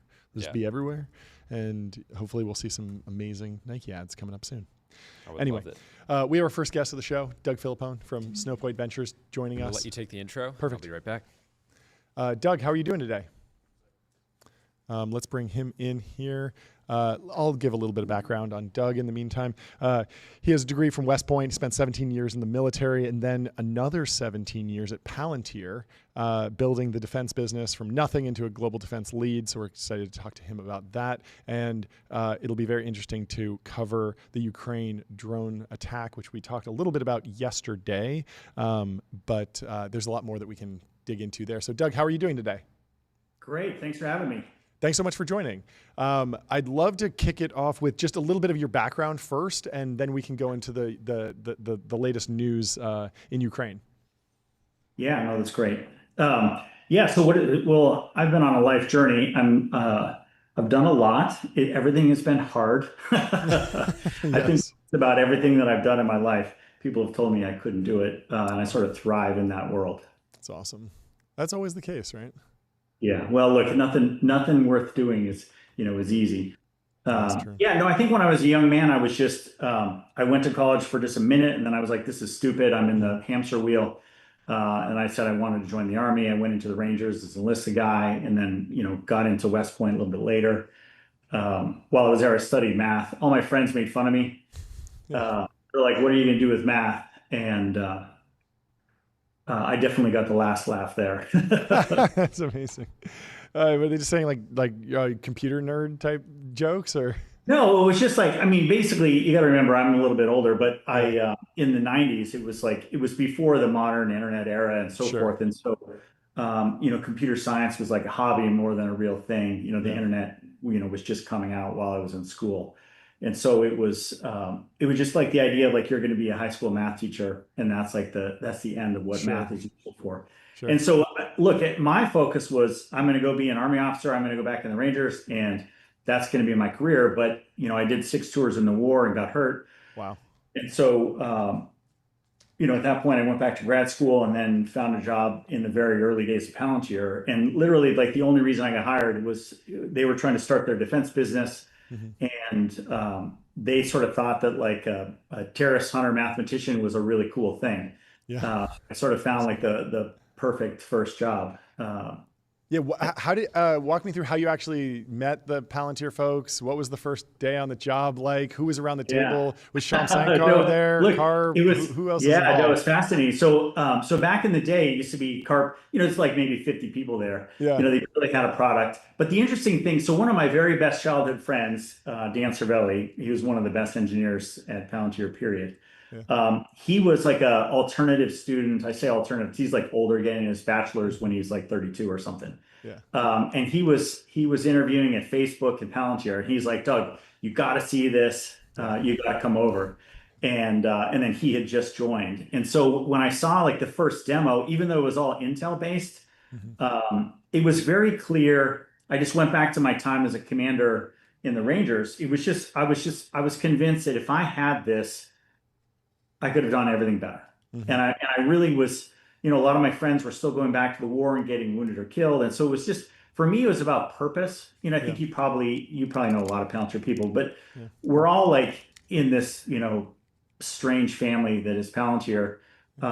Everyone is uniquely driven for a sense of purpose. And for me, it was like, I wanted to do something where I could give back.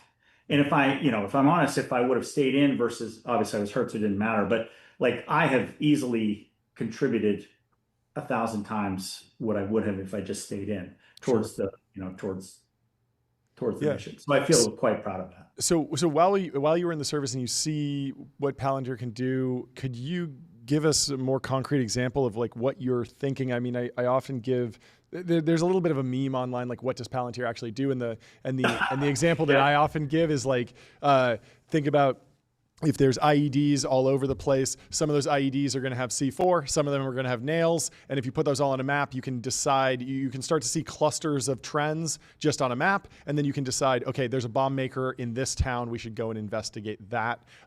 That's the most concrete example I've been able to come up with that I've read just from the literature. But as someone who was there, what was exciting to you? That's definitely like that would be the 2010 version. Sure.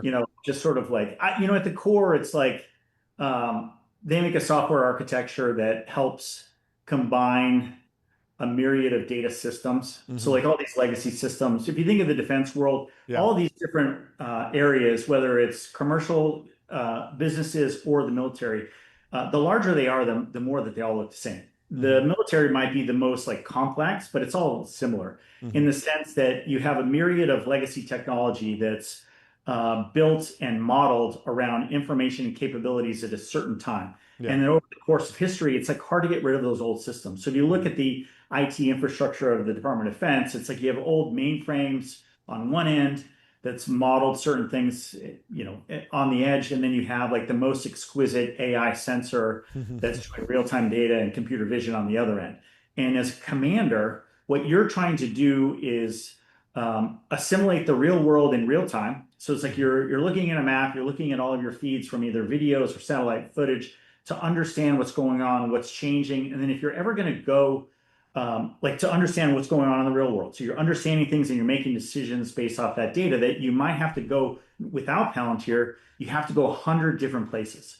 So that was like the existing paradigm that we were replacing is how do you, if you, an old school analyst or an operator would have to literally go individually search 100 different systems and use an individual tool for each one of those systems that may or may not be good. And then they would put all that stuff in their mind and they would write it back on PowerPoint. And then that's how and you'd have no legacy search and discovery. You would be violating all of the like handling of the data. You lose all the security of it. And it's just like on a flat file and you're emailing around.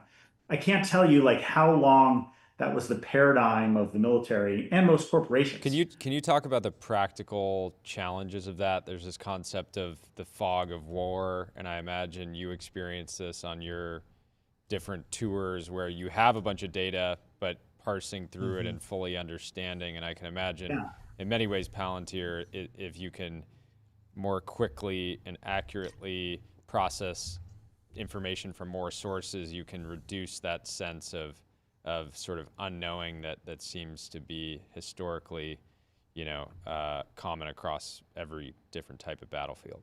Yeah, no, I mean, the short answer is like, it will save your life and you can have a successful mission or not. I mean, the historic vignettes that are like pretty powerful for regular people to understand is like, as the military would plan a mission to go in and out, like forget about the real-time stuff that is obviously very relevant of just like knowing what's going on and how strategic things are moving around and if someone's attacking you, like you have to have that side of it, which Palantir does a lot of. But like from a historic perspective, once you're planning a mission, to be able to understand the full history, if you're staring at a piece of dirt or you have like, hey, we think the bad guys are at this compound or there's a legitimate military target that you're going to strike, to understand the whole corpus of data that you may know about that for the last 10 years.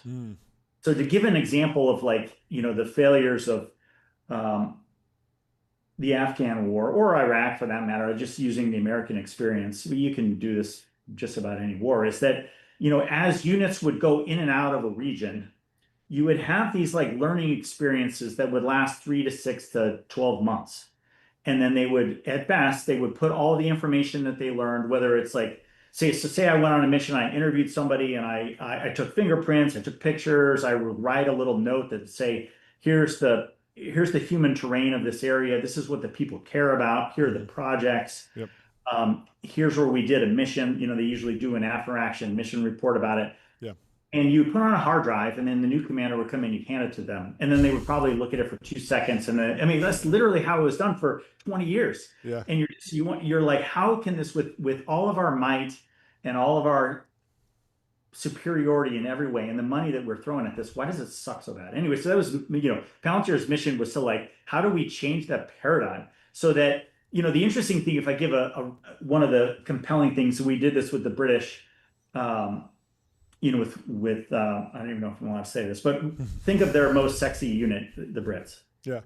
And they were going into a specific area.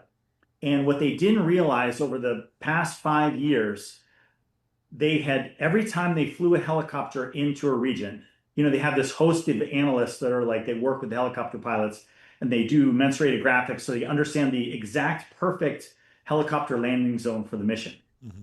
And what they didn't realize was that each new team would come in and they would always do their expert analysis and then always pick the same exact place. And so then all of a sudden, when we integrated all this data for them, they saw for the first time, holy cow, every single time for the last 5 years that we've gone into this valley, we always landed in the same place. Mm-hmm. So it ends up being like a very easy, low-tech thing for the enemy to put a bomb at the middle of the HLZ. And they're like, anytime the Americans come, just blow up the bomb. But that's like, they call that knowledge management, which is like, that's a little bit old school, but it's like, that was a very unsolved problem forever. And then now, if you get to like real time, what we're doing now, it's like, okay, well, now you're taking real time signals intelligence, you're taking real time video feeds where you're overlaying what the video of the surveillance aircraft would be looking at, and then with the entire corpus of information you would know about the area. So as soon as you're looking at a piece of ground, you're like 10 reports pop up of everything you know about it. So you immediately have situational awareness that'll help you stay alive. That's really important. Can you tell us the story of DSIGs and the distributed common ground system, like how that played out and like the lawsuit, at any level of detail that you think is appropriate? Yeah. No. I mean, look, that was my personal Vietnam, except for the fact I won. So it's like, it's okay. It's not. Congratulations. Yeah. Think of a different long war that somebody won and that'll be it. But it was like 10 years of my life. Wow. 10 years.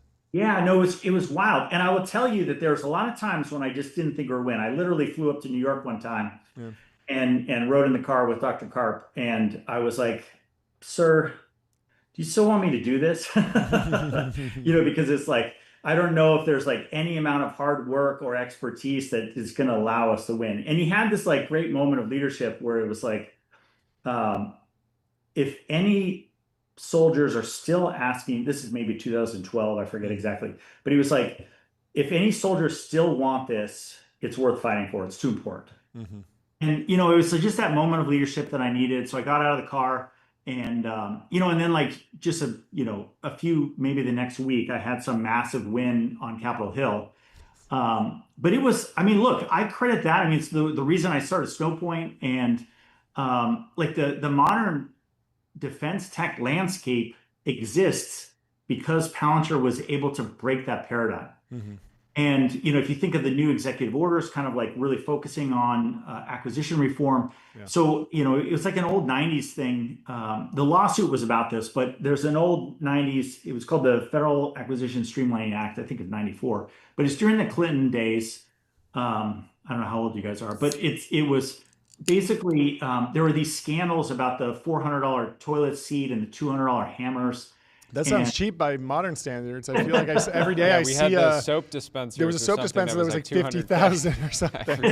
No, but it's the same BS. Yeah, it's the same. So the interesting thing is, so before 1994, and I might be screwing this year up by a year or two, but before then, there was this old term called mil-spec.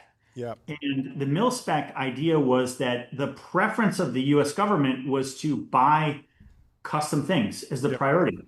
And so all of those scandals turned it on its head and created this idea where you have a commercial item preference. Mm-hmm. And so, this is sort of like when I talk about the invention or say the start of the modern defense tech era, it was the winning of the lawsuit, which I think was 2016 or so.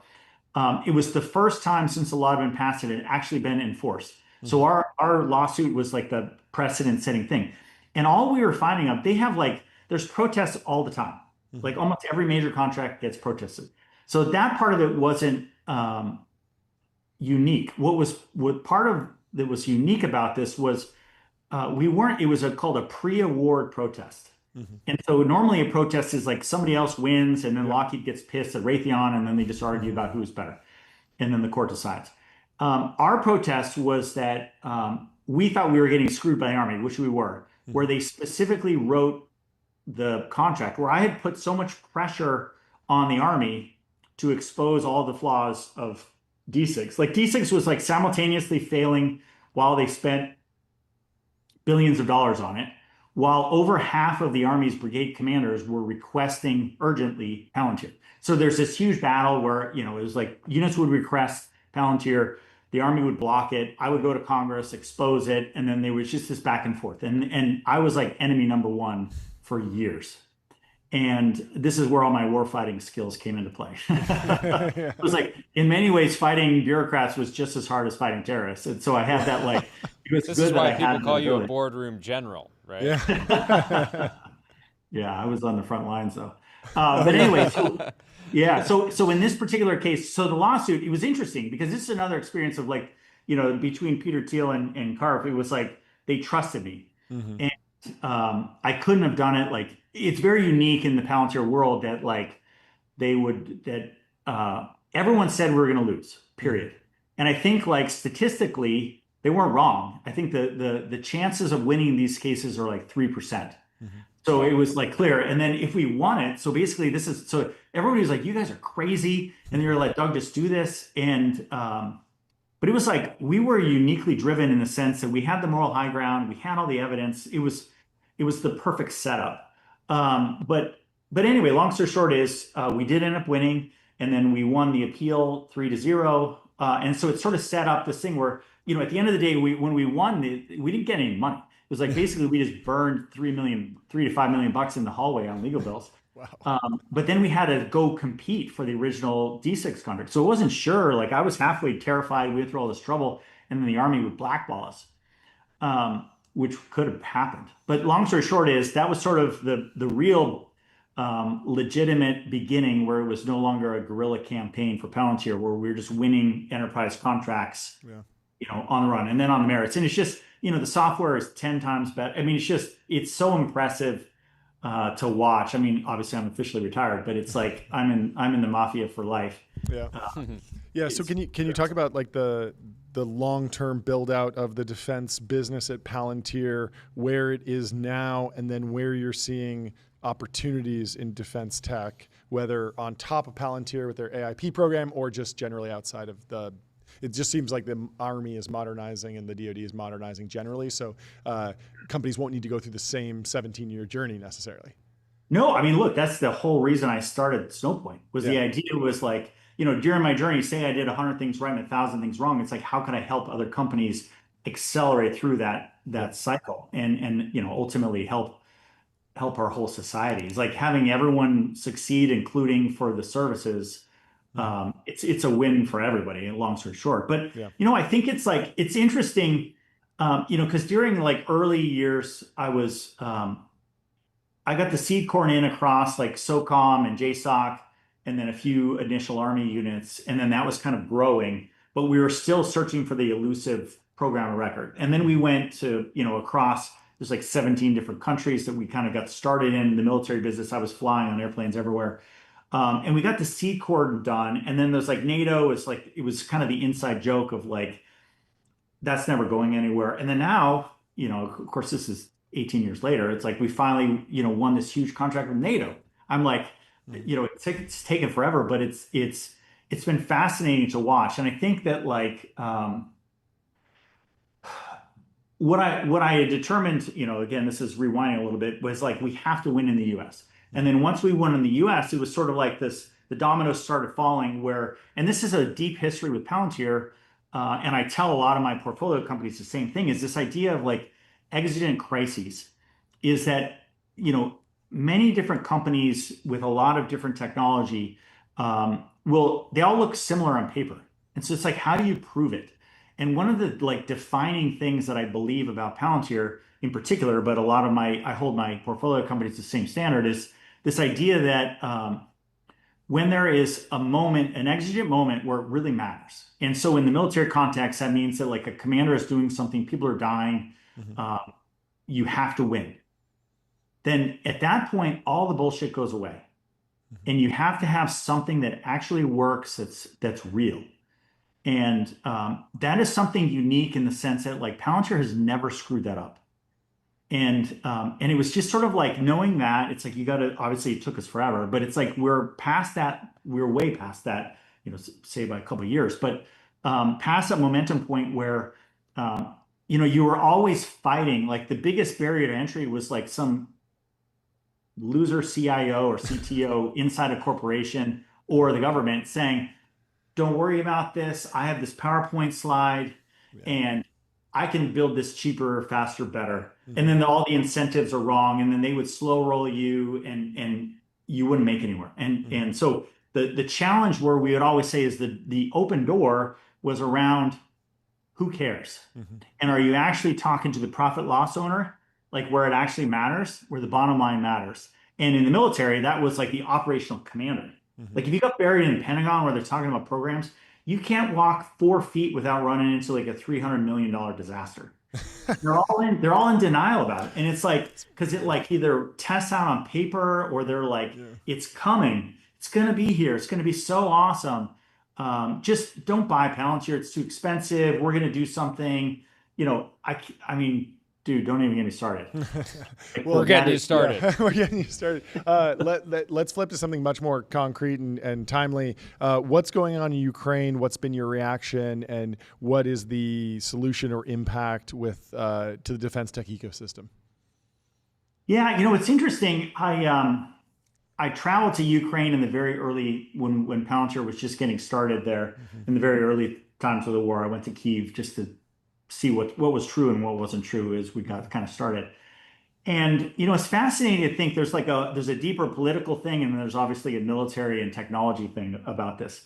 But it also applies to NATO and like what's, you know, the defense tech market in Europe versus the United States, and what the hell is Europe going to do now that like they have to, you know, do something real and stand up their own capabilities. I think this is like a fascinating time of like accountability. And I think it's good. I think it's good for the world. I do believe that the world is better when the U.S. is the hegemon. I believe that deeply. It's like we can argue about whether or not we can afford it, but I'm like a firm believer in terms of like what I'm doing in the defense tech market. But it's also good for Palantir, all the companies. It's like with less budgets. I mean, I suppose it's always good with more budgets, but it's like with less budgets or trimmed budgets. It's like if you need something real and you have like a short timeline, that's the perfect environment. There's no free chicken. Like the entrepreneurs still have to actually deliver on what they said they're going to do. They have to deliver. But that's the time when you can really succeed. Because when it's like you're kind of doing nothing and you're just like talking about these like 5-year programs, the tendency is just to waste money. So going back to the Ukraine example, you know, in many ways, like Zelensky single-handedly saved NATO. You know, because it's like Biden's plan was to get him on a helicopter and get out of there. Like it was just on the heels of the failures in Afghanistan. And then it was like, it was clear, like enemies of the United States, this is your time. Screw with America as much. Do whatever you want. Biden's not going to do anything. So it was a very tricky time. The fact that he decided to stay and fight, you know, was super impressive. It definitely saved NATO. And you have to think also initially, and this kind of goes to like the deeper problem of like what's the resolution of this and what can we learn from it? And I'll try to go faster. But think of this initially as Ukraine stopped Russia by themselves in the beginning. Yeah, that's something to like really pay attention to. And there was a few scenes early on, because I used to model this of like China versus Russia is like the Russia was the real military, and China is like this paper tiger. And I just kind of like flip-flopped all that in my head now. But it's like Russia could not have screwed it up more than they did.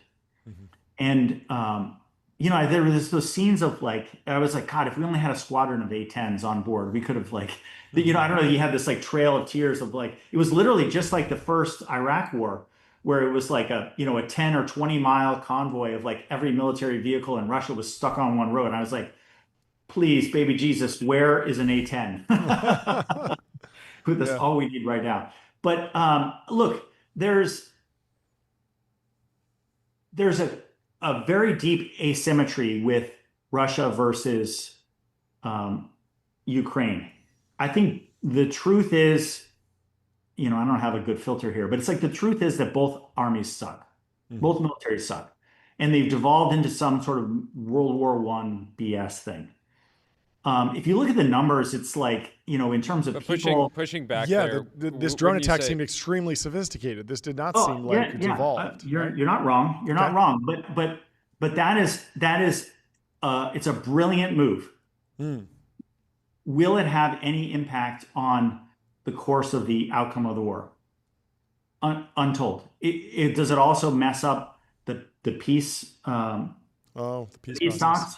Yeah. So it's sort of like a strike deep in Russian territory. It could be seen as aggression. Yeah. Look, right? you can talk about this like it is a massive and incredibly laudable tactical victory. It's impressive in every possible way. I love it. In a lot of ways. Because you sort of think of again, this is a very asymmetric fight. If you look at people, it's like 1.3 million on the Russian side for active duty, 200,000 on the Ukraine side, but they've just kind of devolved into this like frontline thing. And so is the deep attack going to actually change the front lines or the course of the war? I'm not convinced of that at all. It definitely, the challenge here is like, how do you degrade the ability of Russia?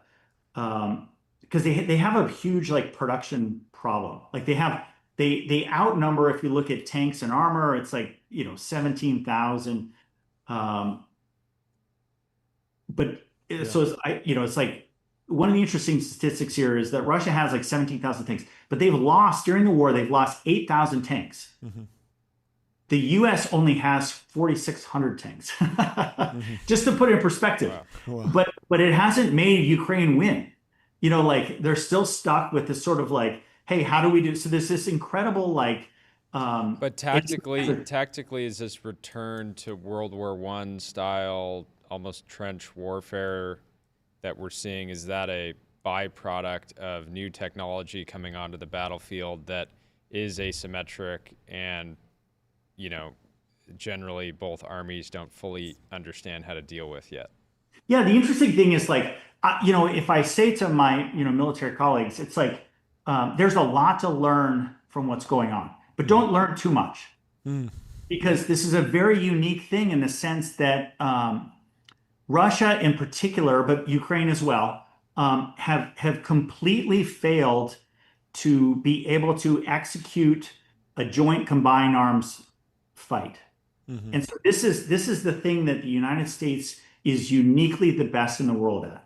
In a sense where, like, what does that mean? It means that you integrate space, air, land, sea, artillery, all into one. Like, you have a decisive point of the battle, you have a bunch of shaping efforts of the battle, and then you can succeed and you can pour troops in and accomplish something. The U.S., this is the most complicated thing you can do, and it's super expensive. That's why we have a $800+ billion budget. And that's what the U.S. is like 1,000 times better at than anyone else in the world. And what I can tell you is the Russians, the reason that they lost against the Ukrainians by themselves is because they don't know how to do that. They were treating Air Force as like artillery. None of it was combined. They totally failed to, like, in terms of communications, the ability to communicate and command and control, like all of that stuff, total disaster. And here we are 4 years into it or whatever. It's like, what's the outcome? I'm curious what Russia's early stage defense tech market even looks like. I imagine it's a lot of it is government directed, but how are they adapting? Are there private companies? Like the thing about Russia is like, again, they've been very good at advertising specifically like very low production or one production type things where they're like, exquisite systems. Right, exquisite systems, and then they have two of them, and then the majority of their stockpiles are Soviet era bullshit that's horrible. And if you think about it like this, think of the Soviet Union back in the day. It's like and they're still not good at this, is that, or even you go back all the way back to World War II, it's like they've never been good at manufacturing. Like, think of how many cars are made in the Soviet Union or Russia, right? How many real planes do they make, right? And so like all that stuff is like, they can build one or two off, but they're fully reliant on the West for all this stuff. They've never been good at it. What they've been good at is like, can we stamp out thousands of really cheap, attritable systems? And do tanks fit into that category? Are they? Yeah, but they're not fighting with them, because then you could argue that like, because of the tactics, how relevant are they on the modern battlefield?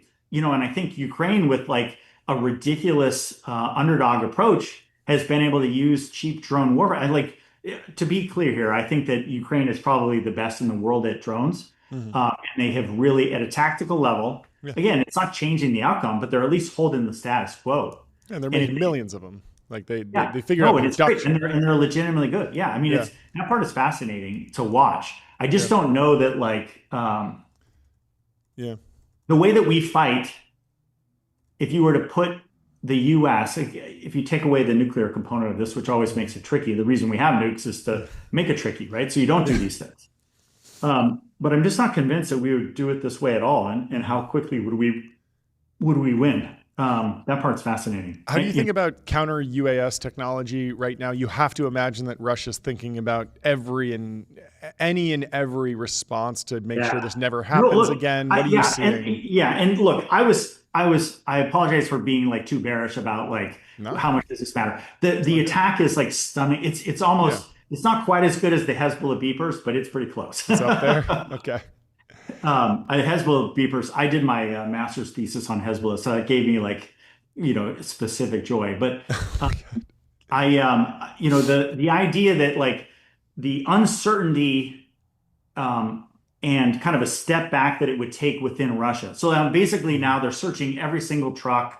They're like super heightened security. This has caused mass chaos across Russia. Now they can't mass those jets together anymore, so you have to space them out. So this has like serious consequences to their like strategic capability, let alone their ability to just go bomb Ukraine. Do you think that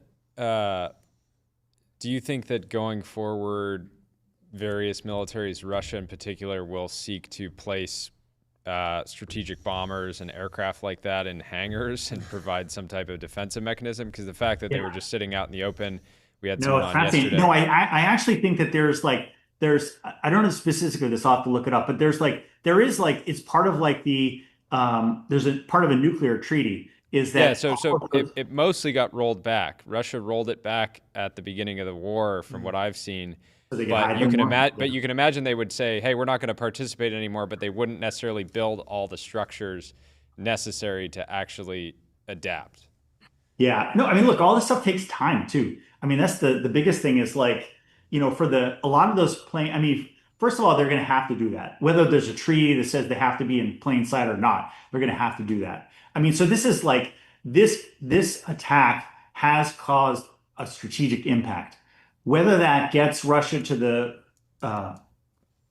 the table faster or better, or it gets land concessions for Ukraine, or it gets some, I'm not convinced of that. But it definitely is like a very successful thing. And we also don't know the ramifications. Like, does this up the ante? Does this get us towards World War III? I don't know. That part scares me. I do want the war to end. And it definitely gets into the Trump administration is trying to end the war. And neither Putin or Zelensky are like playing ball. It's like, that's kind of the disappointing part of this. Well, I mean, we have to have you back on. I feel like we could go all over the world and talk about geopolitics for 4 hours. So expect to get another calendar invite, because this is a fantastic conversation. Yeah, thank you for jumping on. I really appreciate it. Thank you both. We'll talk to you soon, insights. Doug. Cheers. Thanks so much. Bye. And we have our next guest already in the studio, so we'll bring him in. We're going to talk. We're going to recap some of the Middle East AI deals. Talk about geopolitics in AI, some of the chip stuff. I still have yet to figure out what the horse means. Why? I just love horses, John. You just love horses? I grew up, I wasn't a horse guy. I have an extreme respect, admiration, and broad appreciation. My mom texted me after the show last night. She said she was watching the show, and because you were playing the horse sound, her dog was running around looking for a horse. So give the dog some horse. For all the dogs that are listening, you're now on the hunt for all the dogs. Anyway, welcome to the stream. How are you doing? Good. How are you? Great. Welcome. Thank you so much for joining. Would you mind kicking us off with a little bit of introduction on yourself for everyone who's listening? Great. Yeah. So Divyansh Kaushik, I am at Beacon Global Strategies for a national security advisory firm. Mm-hmm. So basically what I do is, work with U.S. industry on how to be better national security partners to the United States. Great. And I wanted to have you on to kind of look at a retrospective on what happened in the Middle East. We saw Jensen Huang go over there. I think Elon and Sam and Alex Wang and all the big tech CEOs went over. What is your read now that we have a little bit more distance from how those relationships are changing, what we should expect, what the actual trade deal came, how everything netted out, basically? Yeah, I think it's a very interesting thing that happened over there, because you look at what the Biden administration did in January. They tried to approach AI diffusion with like three key strategic objectives. They're like, we want to prevent offshoring to the Gulf. We want to prevent these chips being smuggled into China through, which is mostly a Southeast Asia problem. And the third one, like, we want to prevent remote access, where Chinese entities are just using these chips through the cloud. Like, there are hyperscalers trying to build big data centers for Chinese companies and Malaysia and all. Using this technology as a tool of economic statecraft, I think, was a secondary objective, not a primary. Whereas I feel like what has happened, what we've seen with the Gulf trip, is more of an upside down, where we're using this technology as a tool of economic statecraft. We're trying to get concessions. Like, we're going to give you these chips, but we want reciprocal investment in the United States. We want one-to-one investment. And we want certain security conditions. Now, a lot of that is yet to be cleared out, right? Like, we haven't finalized, it seems, per media reporting on what the security conditions are, whether they apply to specific entities or whether they apply to the UAE government or the Saudi government as a whole. Do they get to host Huawei chips or Huawei infrastructure in the same data centers where they're hosting US chips? Right. Like, there are reasonable concerns that some people have raised, and those are things, obviously, I think the security details will probably be figuring out. Because if you remember, Microsoft and G42 did a similar deal at a company level last year in April. That was accompanied by an intergovernmental assurance agreement, which required G42 to do certain things, like not have Chinese hardware in a certain number of years, restrict access for military or intelligence purposes. Like, that deal was really well drafted. There were a lot of things that people pointed out that could be done on top. So I think we'll see how this shapes out in the next coming few weeks, how we see the security guarantees coming together. But overall, I think this is in line with what the president has said, that we'll give you our technology, but what will you give us in return? So that's the theme that I expect to continue Art to of see. the deal. Art of the deal. How important is Llama in this emerging geopolitical narrative around AI? We're hearing that I've been calling them like kind of jump ball countries. They're countries that aren't full allies and they kind of could do business with China. And that's kind of the geopolitical backdrop for all this. If they don't do a deal with Nvidia, they're probably going to run Huawei Ascend and DeepSeek and Manus on top of that. Is an open source stack important to some of these countries? Yeah. No, I think there are two questions in there. First, whether China can even export, which there are actually, the data suggests, China has enough dies that TSMC shipped to China, TSMC shipped to Huawei in violation of US export controls, like about 2.9 million dies, enough to produce 1 million 910Cs or 900 910Bs. Now, that's a lot of GPUs, but they also have a lot of domestic demand. So the question becomes, like, will they be able to meet their domestic demand, let alone export? I don't think that they have the capacity to produce it domestically at scale to export. There was this announcement from Malaysia recently, which the minister walked back afterwards, which made for a splashy headline that Ascend data center is coming online in Malaysia. But if you look at the details, it was 3,000 ascents by 2026. Yeah, it's nothing. So they can't meet that. That's one thing. Yeah, the second thing, to your point, yeah, right? Like some of these countries have worked with China a lot. Yeah, of course. And well, one of the things of bringing countries into our fold is that we have to work with countries that are in China's fold right now. Yeah. That is a precursor of bringing them into our fold. Yeah. But you have to be realistic what the risks are and how do we mitigate them. Some of these countries have been doing joint military exercises in Xinjiang, of all places, or hosting military bases. And Saudi Arabia, I believe, like a month or 2 months ago, their national telecom champion did a strategic announcement with Huawei. And so you have to be realistic and put in place those mitigation agreements. But separately, to your point on open source, I think we should be flooding the zone with American open source stack at the expense of Chinese models. I think we're not paying enough attention to what can happen when a state-controlled company, to some extent. There are a lot of PLA ties that DeepSeek have been scrubbed from the internet. Now, if the state wanted to, there was a great Anthropic paper last year. I'm not sure if people remember, but on sleeper agents that can be embedded into models. If the Chinese state really wanted to, cripple U.S. infrastructure or get into your phones, why wouldn't they just put in sleeper agents that would activate in a year or 2 years? Yeah. If it runs into critical infrastructure, it changes the way it reasons. Exactly. And so we should be pairing ICTS action, right? Like we're doing a lot of export controls on American tech not going to China. But where's the import actions on preventing this Chinese tech from coming into the United States or helping other countries deploy American tech? Like, look, come on, let's be real. Nobody in Kenya is going to pay $200 a month to access advanced AI models. We should be deploying American open source stack there. We should be incentivizing companies with like loan programs from the Development Finance Corporation, Exim Bank, whatnot. Yeah, kind of a new AI Belt and Road strategy, something like that. Exactly. Makes a ton of sense. Do you think we'll see something to the effect of a Stuxnet within AI in the next 10 years, 15 years? I'd be surprised if there are not zero-day attacks that have already been exploited. Yeah. That we don't know yet. Yeah, that makes sense.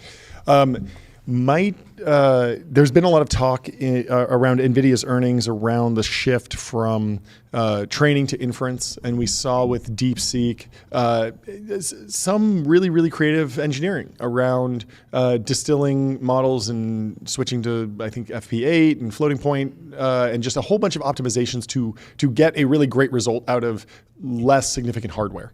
And so I wonder if is there any risk that as pre-training plateaus, we wind up with a scenario where the distillation process continues and inference shifts onto lagging edge semiconductors, and all of a sudden the gap between TSMC's leading edge 3 nanometer and China's ability to produce in mass at 7 nanometer, even beyond 10 nanometer beyond, that actually changed the dynamic.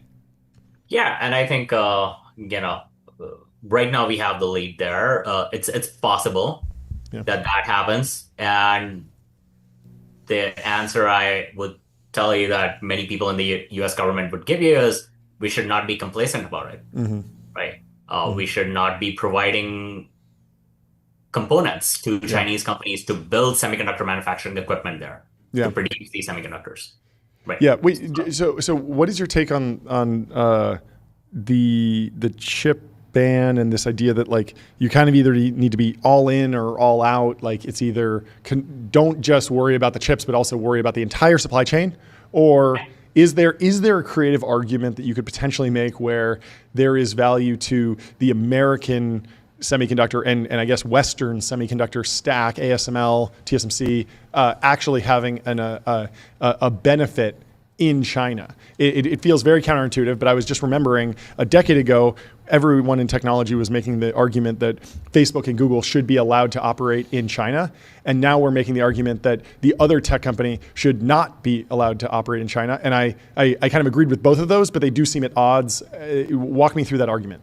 Yeah, I think, look, there are choke point technologies, right, where we do not want the PRC to gain access. Like, there are multiple arguments for why you should not give them, but the effectiveness really depends on whether it's a choke point technology or not. ASML's machines, when we export controlled extreme ultraviolet lithography, then, well, China has not been able to produce anything domestically. They are still stuck on 7 nanometer dual node patterning, multi-patterning, right? And I think that set them back by 7 to 10 years at least. But so export controls are not about the point that they will never develop that technology. It's about buying time and space so that we can extend our lead. And that is what matters. So if we say tomorrow decide, further tools should not go to China, or other semiconductors should not go, or as it happened, EDA software should not be sold. We also need some promote agenda to really extend our lead. So Huawei Ascend versus Nvidia, is this a quality or quantity battle? How what is the shape of that differentiation? I think it's both. Quality versus yields. They're at about 20% or so when producing the dies for Ascents. So just cost. It's extremely inefficient. And so without state subsidies, the latest Huawei server that came out, it is using technology that Nvidia was using 7 years ago. Wow. Right? It's putting more GPUs on the same server to come at the same amount of memory and interconnect bandwidth and whatnot. Now, can they have a state-controlled economy, they can do a lot of this. It's not sustainable at the end of it.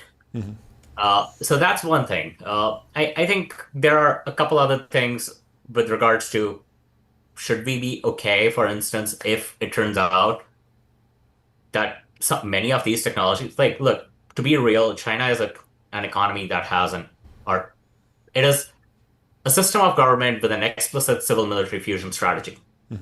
Every research and development project that happens for civilian purposes is and will be used for military purposes. The vice president of research for Tsinghua said that explicitly.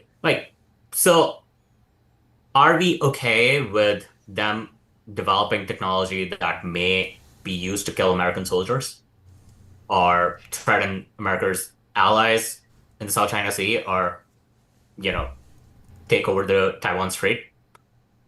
So those are questions that are, they're very nuanced questions and hard to answer, but but in this scenario, I would say perhaps not. Perhaps it's not okay for us to benefit PLA's modernization. So Huawei can do what it is doing right now. I don't think it can scale. I think the U.S. export controls to much extent are working. The question is, how do we extend our lead further?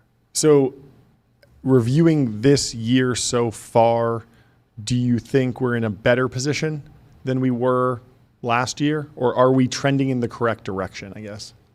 Yeah, I think overall we would, depends on how do you define the strategy here, right? I think the strategy is to win. The goal is to win. If the strategy is to stop their development of the technology altogether, that's not going to happen, right? Okay. Technology races never stay won. The Soviets learned that. So the Chinese have learned that too. But if the idea is to maintain a lead, that they come second, we come first. I think we're headed in the right direction so far. Now, that's great to hear. China has tried to weaponize, try to mimic what BIS does with export controls through their own export controls, but their export control system is just 5 years old. Their law passed in 2020. the nuts and bolts rules for dual use items, they did not arrive until December of last year. So they're very much in an amateur state over there with regards to this. So the US does have a lead on that as well. Very cool. Well, thank you so much for joining. This was fantastic. Super insightful. We'll have to have you back and talk more soon. Awesome. Take care. Thank you very much. Have a great rest of your day. We'll talk to you soon. And next up, we have Aaron Ginn, the GPU whisperer himself, to take us further into the discussion around AI chip controls, geopolitics, and all of the fun things that go along with that. Jordy, I'll let you take the intro, and I will be right back. Perfect. Aaron, welcome to the studio. Play some soundboard. Bring it. Let's go. Let's go. The GPU whisperer's back. It's great to have you. What's happening? When I come visit you, I'm going to bring you this. Wow. Is that is that for the gong? No, it's not a gong. No, it's also not a sexual toy. So it's called a talking stick. So in Kenyan culture, I got this in Kenya. The basically the person that would represent the tribe would carry this around. Okay. And whenever you show about a tribe, you would show them this, and they're like, hey, like I'm coming to the TBPN tribe. Who should I talk to? Right? And then you find the guy with the talking stick. You gotta find the guy. Yeah, you find the guy, right? And so in Kenya, if you represent your sort of head of your tribe or head of your family, you carry that around. And the great thing is like you can when you're in tribal meetings, if like someone's arguing, you hold the talking stick, right? And you're like, hey, right. Yeah. Relax. So it's like so we can span two different continents. You have the gong to represent my Chinese heritage. And now you have something from the African continent. So you gotta find something from Europe. I like that. Maybe we could make it the Sam Lesson from Slow was on the show talking about the potential of the e-cane, sort of a smart cane device. Maybe that could be the American equivalent of a talking stick. Is a smart cane that the leader of an organization carries. Definitely something there. What's on your mind this week? I know you've been busy publishing. Also scaling Hydra Host. What's going on in your world? So Nvidia released its numbers. I frankly was surprised they still beat expectations, despite having a lot of regulatory headwinds for at least a quarter. And of course, like as y'all have covered, those rules changed. Yep. And now we're back to sort of October 2023 rules, which still had restrictions, but it was a little bit more friendly to some of the countries that were trying to form deeper relationships with, aka Europe. So like previously, half of Europe was you're on the crap list, you're a bad boy. Basically Switzerland. Yeah. Switzerland was bad. Austria was bad. Greenland was bad. We can buy the country, but can't sell them GPUs. And Mexico as well, which assembles 90% of all of our GPUs. So that's all gone. So a new era has, or just say returned to the old era, which is 2023. And we have this kind of new thing, which I've talked about previously on the show, which is the sovereign AI with America. Being deployed into regions. The biggest one was the G42 / Saudi Arabia, to build out GPU capacity within regions. And this will, I think in the next coming years, Americans will see gradually over the course of time how important both this infrastructure is to the world, but also how we ourselves will most likely become a default exporter, like Boeing, like a default exporter of this technology, not necessarily like we're always using it, but the rest of the world is using it, and they deeply rely on our infrastructure. That's the trajectory this is heading. And what was surprising from the Nvidia numbers, which I know that John mentioned, was that Jensen has jumped more headfirst into politics. Under Biden, he was very hands off. He's just like, I don't support this stuff. But now he was meeting Trump in Mar-a-Lago. He's basically proactively advocating both at conferences and in earnings calls a actual posture about how the world should work and how the world should operate according to NVIDIA preferences. But Americans then accept that like NVIDIA is our champion. They are a national champion. If they lose, we lose. Like we're tied together at the hip. And if they go down, we go down with them. There's not like AMD. Well, it makes sense that he's getting involved with politics when. Or geopolitics when Nvidia is valued at the GDP of the United Kingdom. Yeah, I was thinking about that. It is like in many ways just state. a function of the size and scale of that company, because you don't see the same. You're not seeing the same behavior from like the other pieces of the stack, like the DRAM supplier or the transformer supplier or the energy provider. I mean, to some degree, but certainly not getting as much face time because it's like just a less critical piece of the economy. And one of the important things he said in the earnings call was that Nvidia lost 50% of its market share in China over the last 4 years. And he mentioned the acceleration of Huawei from 7 nanometer to 5 nanometer processes. When we as Americans think about GPUs and export controls, we're kind of battling two different metaphysical complexes that we don't fully accept or understand. We have one, which is generally was part of the Trump train back in 2016. China hawk, they're a threat. They're taking our stuff. They're breaking into Jordy's house, stealing his watches. They're following John, trying to take a couple inches off his height. Right now, like Chinese are everywhere. They're in universities. They're taking our research. That was like Trump 1.0, Trump 45. We got to be aggressive. And he changed America's view on China. Him alone. Like he was the lone Republican on stage. Yeah. And in fact, Rubio and Rand were saying that he's saber rattling. And the whole stage was like, no, we're going to engage them. But then there's this new version which has co-opted itself into, which is part of the accelerated altruist people mixed with anti-trade, mixed with protectionism, who took that, laundered it, and are using it as justification to be China hawk. And this goes to my most recent piece, which in Wall Street Journal, which is that America has to be an AI exporter. I'm like OG China hawk. I'm like, we got to win with commerce, the dollar, free trade, sell to as many people as possible, like Boeing. As many Boeing airplanes in the world, because it's a point of leverage, it's a point of us being able to spread human rights, freedom, Western values, and not have to have bombs attached to it on the airplane, right? It could be passengers rather than bombs. And this other wing, which is small but very loud, they've co-opted themselves into the altruistic, basically deceleration people, kind of like protectionism, anti-trade unions, and China hawk people. They're the like abandon Taiwan, don't sell to anybody. If giving it to the Gulf region means giving it to China, which is bizarre. It's a 12-hour flight away. I don't understand that. And it's also insulting to the Saudis. Or like they actually will use it. It's them saying the Jerusalem arm of China. It's all this complex kind of vagaries around patriotism. Like after that earnings call, people called Jensen unpatriotic. Well, you got to put profits, above patriotism, right?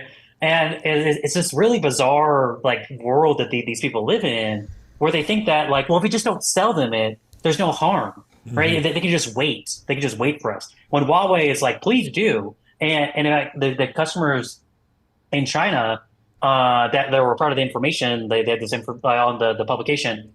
The customers of GPUs in China, they said that like by the export controls, they created the market for Huawei. So we only have two options as a country. We either win or we lose. Like that's it. There's no in between. There's none of this like we'll just choke you off, right? We'll hold you on the inside. You can see this just using a non-technology example. Is when we've done this with food aid, when we've done this with other semiconductors, like when the first semiconductors came out, we restricted it to India and China. All of them produced their own industry. And in fact, there's a famous episode between I think it was Johnson and Gandhi, whenever she was prime minister, when Johnson was like, hey, India, you got to back us on Vietnam. Otherwise, we're going to gradually send this food aid. And there's massive famine going on. And Gandhi, she said publicly, I will never depend on America ever again. And after that, she spent all of her money, invested in agricultural improvements that became self-sovereign. So this is not a weird abstraction of, well, this is only unique to this situation. When they have the engineering horsepower, they cover 90% of all rare earth mineral production, not ownership, but just production. They have their own foundry program. It's already active. We don't have one. Yeah. And it's the focal point of all the accessory parts of a server, like fans, cables, things like that. And we're like, well, we'll just choke you off and just wait whenever we want to give it to you. It's like, no, like, why would they ever do that? They just build their own and they show that they can. So in that world, the Gulf Stargates, we should have a South America Stargate, we have a European Stargate, we want Africa. We have to own footprint. Otherwise, Huawei will just go out, sell its cheap gear, own the footprint, own this rare, data center space is not prolific anymore. Own that, and then all the government data in those regions will be running on Huawei stuff, which will hurt our national security interest. Yeah. What about actually selling to the Chinese directly? Like, should we be building a Chinese Stargate? There's this like weird, like thread we've been pulling on. ChinaGate doesn't have a great ring to it. but I mean, I know it is different, but I want to kind of unpack all the different ways it's different. Because for years, tech was beating the drum of Google should be able to operate in China. Facebook should be able to operate in China. This would be a net win for the United States if we could operate there. GPUs are different because it's more in the supply chain and there's different things you can do with it. We might be powering adversarial dual use technology. But is there a world where these two situations are more similar than they are different? Yeah, the dual use argument is an argument in vacuum. It's an argument from ignorance. We don't have any example of what this dual use could be.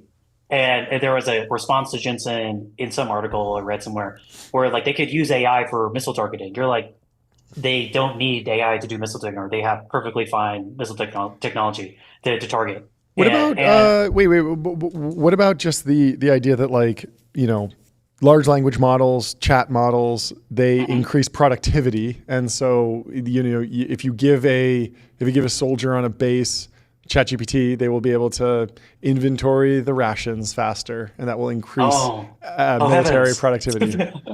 Oh heavens, right? Like so like one is that by us not entering in the Chinese market, we created a TikTok problem. Yeah, we created an Alibaba problem. We created like maybe it's because I am. Unpack that, because I feel like we definitely tried to enter the social media market in China. We were blocked, and then I don't understand how we created that problem. Well, it's because like we wanted to enter on our own terms. Oh, sure. So like I'm not saying we have to do business with them always. Like that's not what I'm saying. I don't want to sell F-35s. I don't want to sell F-22s. Like logical like things. When we sell F-777, it should logically have our GPS technology removed. Anything that's aligned with like kind of our connectivity. Sure, like we already do that today. That's fine. But when it comes to actual like core platforms, GPUs is not just the card, because just because you own a G63 Mercedes doesn't mean I can build one. There's just like misunderstanding of like Jensen is pursuing a 3 nanometer, 2 nanometer sort of direction of this company. They don't have the ability to do that. And just because I own a G-Wagon doesn't mean I know how to build one, doesn't mean I can build one. And there's a disconnect between that. So one is that we should restrict anything that is on the supply chain level. I'm totally cool with that. If we want to target foundry equipment, if we want to target data center equipment, totally cool with that. Problem with that, we don't build any of that stuff. Other countries do. Yeah, so but we have American IP, so we actually do have a point of leverage over ASML equipment, if I remember that correctly. Yeah, foreign direct rule, right? Yeah. So it's a stretch because like Japan can still do what it wants. It doesn't have America has limit like the regulatory framework. The regulatory framework of the commerce is limited to its ability to basically tax authority. So if you have money in America, then they could do something. But if you don't have money in America and you say foreign direct rule in Japan, it does they're gonna be like, okay, that's nice. Thank you for your memo. Like but again, it goes to like how we treat GPUs. That if we want to create a point of leverage between the Dutch and Japanese over foundry equipment, we should probably not cut half of the Dutch economy off from GPUs, which is what we did. So if we want to be allied with them, we should realize what's important, what's not important. To me, supply chain production is important, not consumption. Consumption is not very important, mainly because there's another risk factor, which is significantly more important, which is like, is it worse for the world if Huawei is everywhere, or is it better for the world that Nvidia is everywhere? And when we're talking about the dual use question, it's like they don't even think about that. Well, if we don't actually engage them on our own platforms, we finance their current platforms and we encourage them to do that. They will still do it. Like I think we have to understand that it's a both and framework in China. If we sell them a fighter jet, they'll buy the fighter jet and make their own fighter jet. But the point is that is to starve and to use starve the local economy as much as possible, and to create dependency on us. The more dependency on us, like less likely of war. Also, we can maybe gain leverage on like other trade issues. like, cheap goods, fentanyl, Taiwan. There's a whole other layer of additional things. And just saying dual use, which again, we don't know what that means. People just say it, and they just we don't. I don't know what it means. And as well, you can still do it with Huawei. So like what does it matter? Like it's this kind of vague vagaries around it without understanding the clear differentiation between production, consumption, title ownership, cloud consumption, and building an LLM. All those are commingled around NVIDIA when each of those are distinct different things that shouldn't be commingled, because then you confuse. Can you give us an update on the Biden administration in January was focused on remote access? Is that a wide-scale problem today? You can imagine it's a lot easier to access GPUs remotely in another country if you want to train a model than it is to smuggle them in across different borders and things like that. Yeah, the January controls assumed two things and ended up being 100% wrong. One, how close was Huawei? They assumed like 5 years, totally wrong. It was like basically 12 months. The other one is that LLMs are remote, and they're not. So like, what does it matter? If DeepSeek is the number 4, right? Mainly because it's open source. That's the main reason. And it became a brand name, so people know it. But there's lots of alternatives to DeepSeek. There's lots of different reasoning models. There's lots of foundational models and multimodal models. So it's not a moat. So what does it matter? They make their model. Okay, we make another model. Like it's not an innate just use a different model. So we're not going to prevent them from making models. They're going to do what they're going to do. The question is, we're going to be better. So it's like if you're like racing a car. I'm going to F1 race in Canada next week. Nice. If the F1 driver is staring at the guardrail, is he going to win? And that's what we're doing. We're like looking at it. We're like oh my god, right? Yeah. Like, are we looking at the finish line? Are we looking to win? Because if we win, it doesn't matter because we choke off the local industry. We become the global dominant player, and then they become COMAC, which is the Chinese version of the airline, their alternative to Boeing and Airbus. It's going to be decades before they get anywhere with that airline. And it's because Airbus won, Boeing won, and market penetration is a moat. And not everything that happens in China is just because they copied us or they stole something. Like they're legitimately good at engineering. And this is what the point that Jensen's been making is that when half of all AI researchers are Chinese, we can't just be like, can't see it. Like we got to engage with it because at least it's better that it's on our platforms. And if the federal government wants to spy on that, like, why not? Like, it's like we can't even appreciate the asymmetric style of that. Of like, imagine if we sold them the Nvidia stuff and we just spied on it. Like, it's like, let's do what they do to us. But instead we're like, no, right? Like dual use, like, military, right? It's bizarre to me. What's been your reaction to the Russia-Ukraine development? I've always been struck by the fact that Russia has produced so many incredible mathematicians and yet seems so irrelevant in the AI conversation. Any chance that changes? You talk about dual use. Seems like they can barely, deal with any technology over there. They make a few drones, but like they're years behind the AI race. Yeah. We're certainly not testing the limits of artificial intelligence on the battlefield over there. Let me tell you this, that so with our company being international, we come across all sorts of characters. So in Riyadh, I met a Russian, actually broader Caucasus. So he speaks Russian, but he's not really Russian, who runs data centers in the region. And he was telling me that about like what Russia is doing. And he said that like, don't underestimate them being quiet doesn't mean they're not doing something. And this goes to the Stargate thing and proliferation is like when somebody does something bad with this, which is going to happen, without a doubt it's going to happen. The Ukrainian attack on Russian planes wasn't AI, it's just fancy remotes and there's no evidence that it had a model that was, I don't even know why you would need a model. You can look at the plane and just like, it was a very bizarre way of kind of reading that situation. It was very clearly like remote controlled. But if when someone does something bad with this technology, which is inevitable, the world will be very woken up to how, one, the powerful this technology is, but two, how lazy they've been on some of these things that we're talking about, where it matters if we're everywhere. Because if we're everywhere, and let's say someone does something bad with us, what does that mean? That means that we have the ability to project influence now across the 100 countries that have our infrastructure.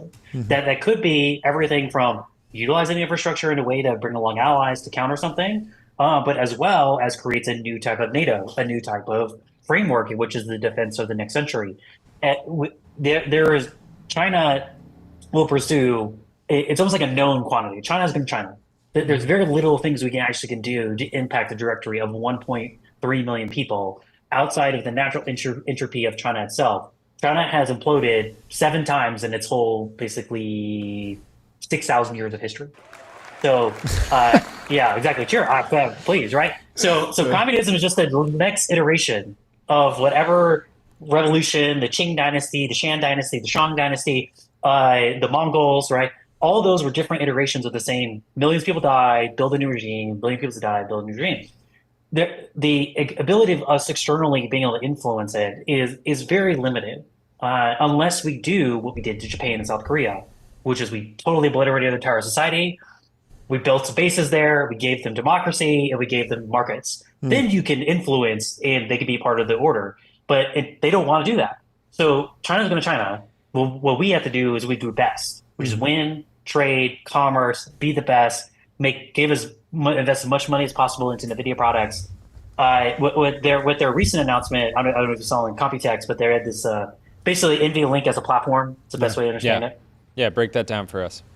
So because all of this new GPUs are coming out, like the Grok positrons, Huawei, one of the most valuable parts of NVIDIA's infrastructure is its interconnect. And interconnect is both software defined and hardware defined. NVIDIA is the king. Like on the GPU level, Huawei is getting closer and closer, as is AMD. But from an interconnect level, Jensen's in the stratosphere. Like he's so far beyond. So as an effort to keep them in the CUDA system, which is this most significant software mode, he's releasing NVLink as a platform to where you can plug in other GPUs and you can work through NVIDIA Fabric. As John just said, the commerce is going to foreign direct rule the asset of that thing. So it's probably not going to make it into China. And that actually has a legitimate claim. Like, we made the software, we produce it, and it goes. Versus Japan is a little much looser claim. And so I don't think it's going to make it in China, but that's the premise, is that he's trying to protect the CUDA mode.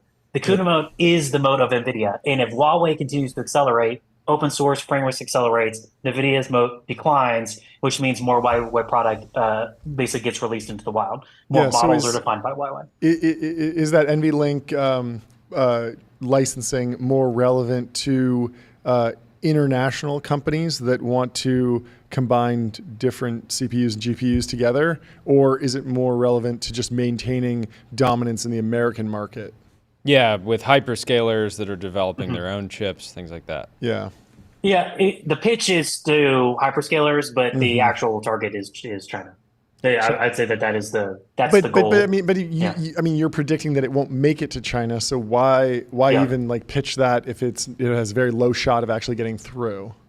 I mean, they have 75% margins, so they could do lots of things that don't go anywhere. And also they view the two risks to Jensen, just as putting on Jensen hat. And I'm not an investor. I'm not talking my own book. I'm not Chamath. I'm not talking my own book. So they is public cloud with their GPUs, which goes to this NVLink platform, in Huawei.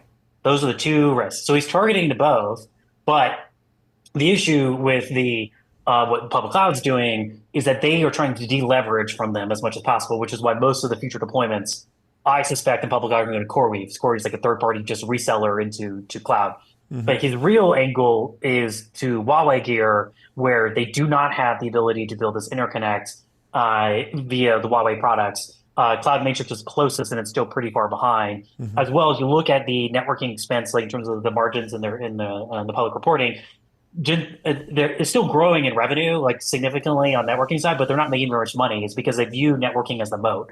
So they're really just trying to push something into the Chinese market so they can retain that CUDA advantage. Because they do think that China is accelerating on the most important models, which are the open source models. That if NVIDIA sees the more and more open source accelerates, the farther it gets ahead, the more that it's going to basically cannibalize NVIDIA's footprint. Because if NVIDIA is only selling to closed source models, that again limits their ability to sell widely and to keep our platforms. America has to realize, like, that I'm not just talking about NVIDIA, like that's our national champion. It's like Lockheed, it's like a Boeing. It's like it is our expression into the world of what the future should be, and the ability to have our values built into technology, which is privacy, security, Western values, freedom of thought, freedom of information on the internet. And so I'm fine with the product idea. I don't think it's a risk really much to anything. But most likely commerce will restrict it because if they're already restricting foundry equipment, which I generally agree with, because it's foundry equipment costs $100 million in the size of a house. So like you can regulate that. We export control airplanes. Well, yes, because you have to either put it on a ship or you fly it over there. That's not something you can go buy at Best Buy and put in your backpack. Like it. Nathan Fielder was able to buy an airplane recently for a show. I want to switch gears for a second. There was some news this morning that Meta is partnering with nuclear energy company Constellation Energy to power some of its AI, AI factories, data centers for the next 20 years. Post these new executive orders on nuclear energy, do you expect to see a lot more deals between hyperscalers or foundation model companies and various nuclear players? Unfortunately not. I'm a big fan of fusion. I'm a realist when it comes to politics. I'm conservative through and through. Adam Smith, Milton Friedman, Thomas Sowell, they're my heroes. But I'm a realist when it comes to DC because DC is ideology is an excuse for decisions that are self-serving. That's the way DC works. Nuclear, I love the technology. I think it's immensely safe. I don't believe in this irrational phobia related to it. It has, the third party or the existential causes of the pollution or whatever of the energy is put it in a barrel, put it underground. It's like so amazing. And even that, making recycle like 98% of it now. But power generation is very different than energy. America's really good at energy, is really bad at power because power is a federalized decision. And I just don't see a significant amount of willingness to change about that. I hear lots of talk, but the talk is also a little bit like Doge, which is the operational mandate of Doge is discretionary. And even that, it has to have the deference of the secretary. It doesn't have a lot of power. You have to have mandatory spending, you have to have Congress do something because that's the way it works. Same with power is like Department of Energy can't just say, do it, right? Like the state, because it's federalized. That's the whole point of freedom is that if the state says no, they're going to say no. It's not going to happen. So maybe on federal lands, maybe on Indian lands, that stuff makes sense. But it's I think it's extremely unlikely. I think it's more likely Stargate is essentially a sovereign power infrastructure where they're buying natural gas turbines, which we have a significant amount of natural gas. They build it in deregulated energy environments and they attach it to the data center. I think that's more likely because that doesn't require 10 years of approval and people who have degrees who have never done anything in the world showing up and telling you how to do business. Like it doesn't require any of those things. It's natural gas. It's fine, and their pipes are everywhere.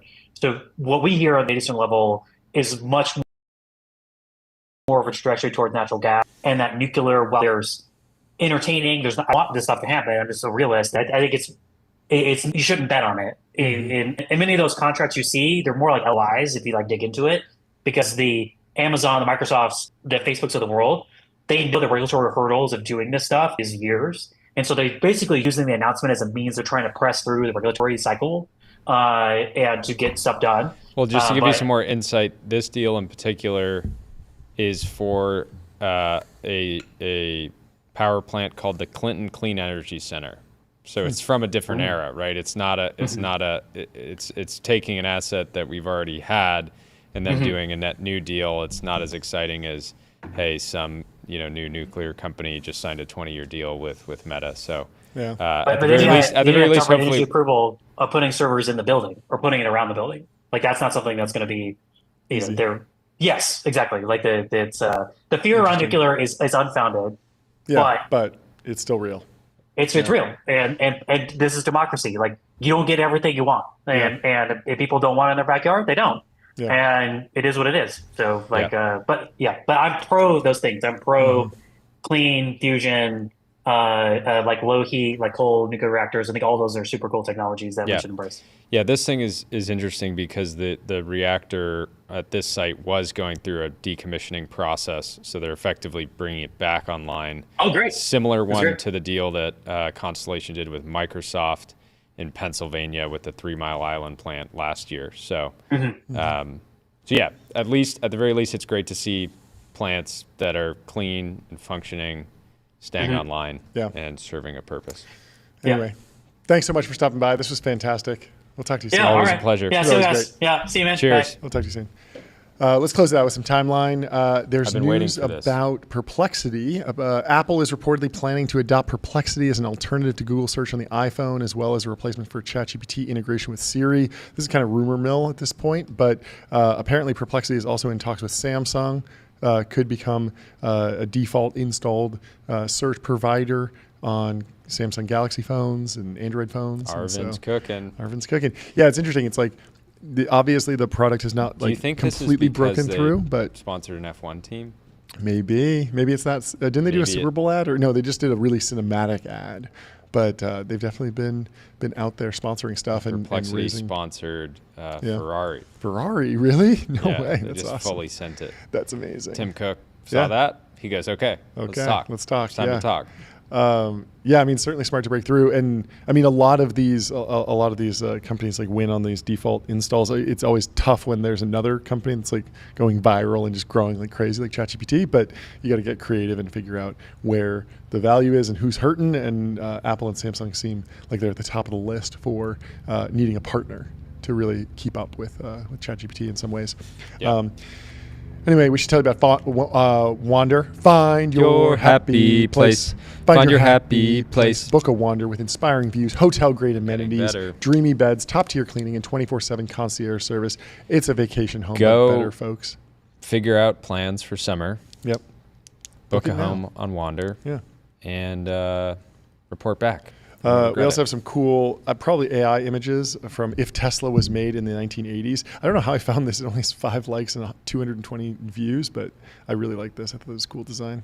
Looks kind of like an Aston Martin Bulldog, or there's a lot of Aston Martin in there. But yeah, I hope with Elon spending more time at Tesla, we get some crazier designs. I want to see a convertible.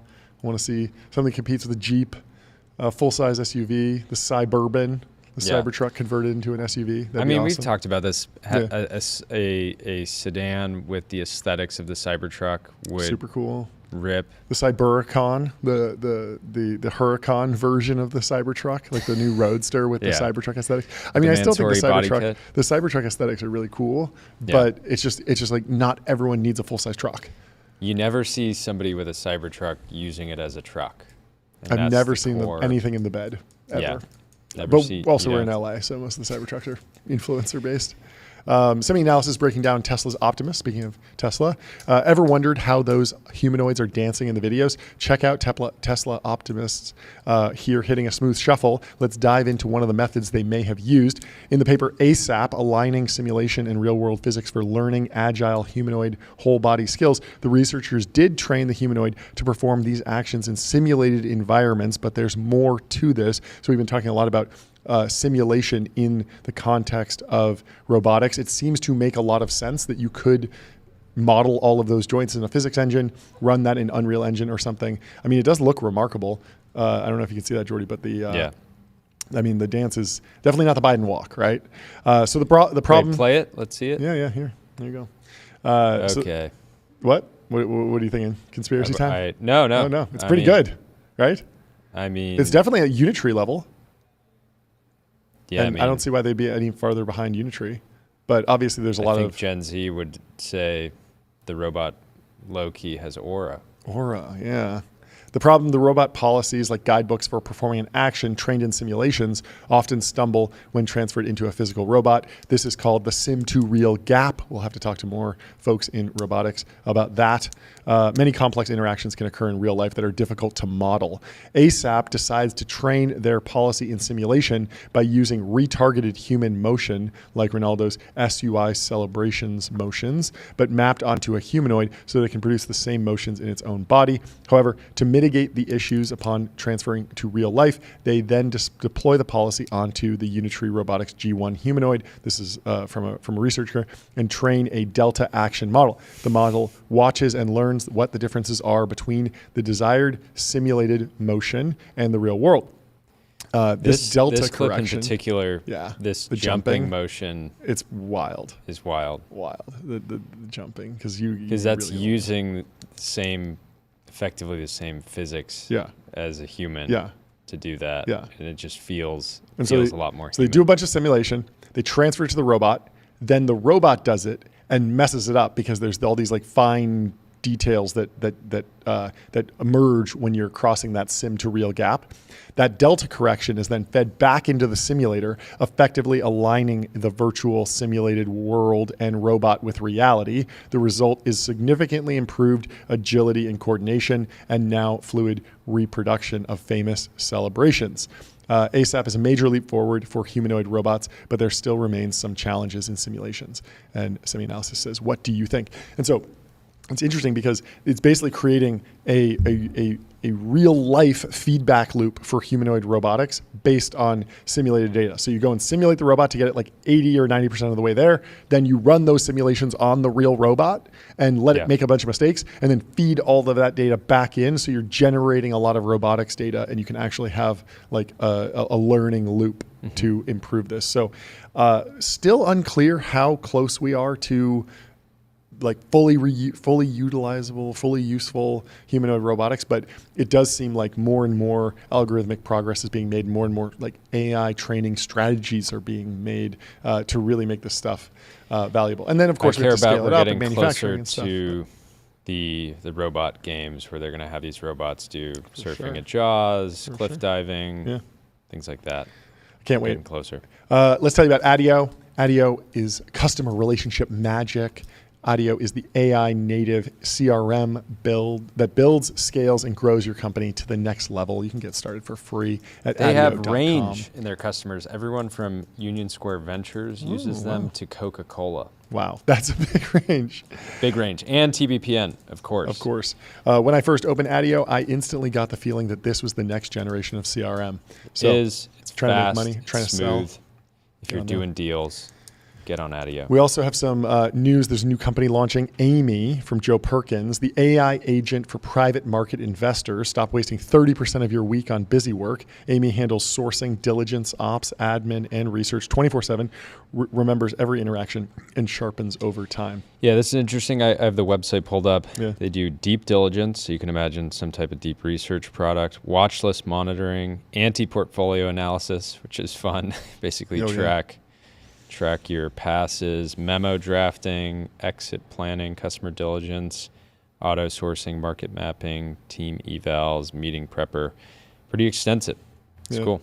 Well, the timeline was in turmoil as Megan Neivold kind of sort of anonymously called out Alex Lieberman for co-founding too many companies. Oh, wow. That was, I saw Megan's You saw that post? Yep. I had no idea. I had no idea who it was either. Alex. And Alex kind of self-doxed himself here. And he says, someone called me out publicly for co-founding 5 businesses. What? A man can't co-found 5 businesses? Come on. I think I've actually co-founded maybe 4 businesses at this time, although I kind of moved on. Well, I wasn't doing them all at the same time. One at a time. It was one at a time, yeah.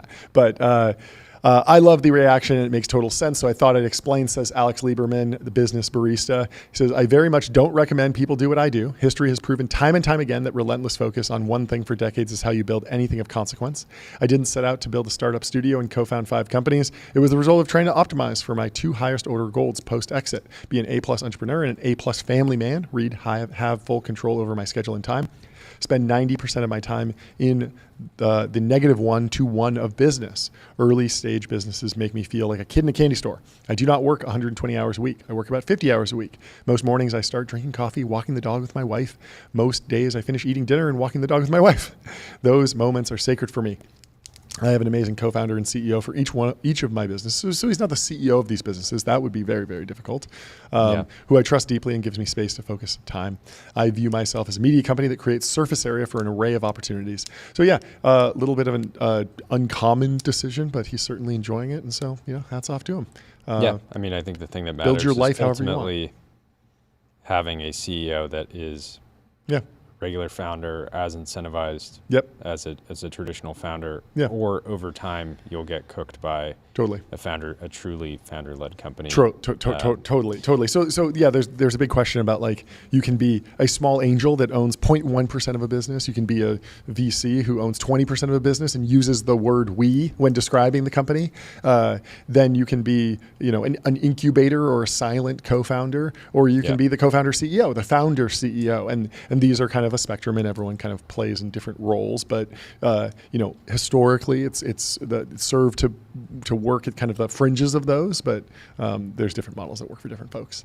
This is an interesting trend that I want to dig into, kind of the future of Hollywood. We've been joking about this, but there is something interesting with what Tony Lashley says.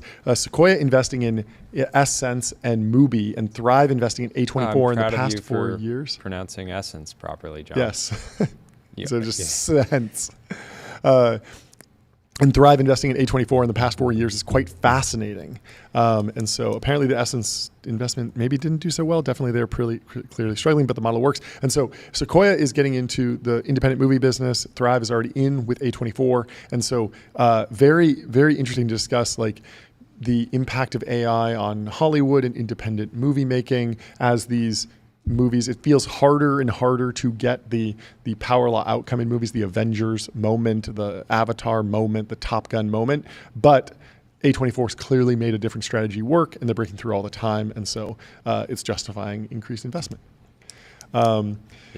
Another Perplexity news, they did the thing that we've been talking about. Like, you can now travel, search, and book on Perplexity. No scrolling. 847 hotels and photos trying to spot a decent gym. I asked, find me a hotel in Amsterdam with a serious gym, walkable to conference venues, under 300 euros per night. Result, perfect recommendation, the exact hotel I actually use. Could you actually click book I think so. app? I think so. And so they're definitely working on it. And this is like an obvious agentic workflow. But Simon Taylor, let us know. Did you actually book, and did you go through with the booking? And was it easier than just going to the website, or was it merely better search? Because I think people won't be fully satisfied until it's an entirely chat-based workflow, and they don't need to do anything, and they never get routed to another website. Yeah. David Sachs has a little review of Mountainhead. He says, Mountainhead costume designer Susan Lyall on the All In Pod. It was a very good source. It was a very good source for research for me. One of the hosts, Chamath Palihapitiya, went to the inauguration of President Donald Trump, and he showed pictures of all the things he wore. I couldn't believe it. He had a Loro Piana jacket here and a Brunello Cucinelli there. He obviously really knew his stuff. So I mean, hats off to very, very cool. That said, crew. It shouldn't take too much research to understand that capital allocators enjoy Loro Piana and Cucinelli. Yeah, it's good stuff. This is an interesting post by Ashay Sangvi. So Anthropic just went from 1 billion in annualized revenue to 3 billion in annualized revenue in 5 months. Crazy growth at this scale. And Ashay says, I remember the days when Snowflake doubled at 500 million ARR in a year, and people lost their minds. And yeah, the numbers have gotten so big in the AI race that going from 1 to 3 billion is like, what have you done for me lately? Claude, step it up. But yeah, obviously, congrats to everyone at Anthropic. We're having some Anthropic folks on the show this week. Fantastic growth. Extremely impressive, but I don't know why that is super surprising. It's impressive, but shouldn't be surprising if you're paying attention. Given the actual technology. Yeah. You mean that how useful these tools are? Yeah, if you just look at I guess there's a little bit of like trailing OpenAI. Yep. They have less significant of a consumer business, but it's still very big in enterprise. Yep, it's loved by developers. Yeah. So, what else do we want to go through? Yashio Bengio has a new nonprofit research lab called Law Zero. Sharon Gaffery has the story in Bloomberg. She's coming on the show soon, and I thought this was interesting because I was wondering if, like, has anyone in AI safety actually just tried to use Isaac Asimov's three laws of robotics to design a safer AI system? Like, it would be very ironic and hilarious if that was the solution all along, was just hard code in, don't hurt humans. which is basically what the Isaac Asimov 3 laws of robotics are. But of course, the premise of the Asimov movies is and books is that even though they try to encode that, it still goes wrong. So there's still a little bit of an AI doom scenario. But he raised $30 million on it. So congrats to Joshua, and hopefully there's some good AI research that comes out of it. And as we've seen, even if you don't believe in the AI doom scenario, the paper clipping, there's still a ton of other ways that AI can go wrong and have negative effects, even if it's just creating overly addictive products or dual use technology. There's a bunch of interesting, the Manchurian candidates and the sleeper agents that Anthropic discovered or hypothesized. AI Stuxnet. Yeah, and so I think this is worth funding. I think this is worth researching, but you have to take it with a grain of salt, and you have to realize the full picture and the full dynamics of geopolitics in the AI race before you actually go and execute against what one of these nonprofits is saying. Yeah. I thought this post from Justine Moore was hilarious. Have you seen the new Google AI feature? It's on Gemini. It's literally on AI Studio. You can probably find it on Google Ultra One. Dude, it's on Flow. It's a Search Labs original. You can find it in Google Docs. It will appear as a pop-up when you least expect it.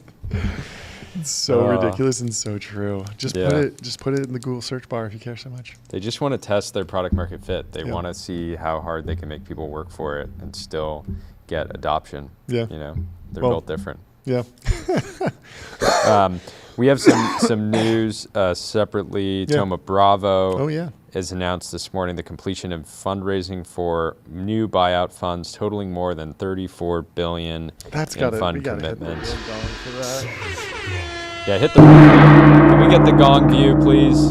Can we get the gong view? There we go. Nice hit, John. Thoma Bravo. Nice hit. And notably, they soft circled 1.8 billion out of the 34 billion for Europe. Oh, interesting. So there we go. You know, not get ready if you're a software company over in Europe.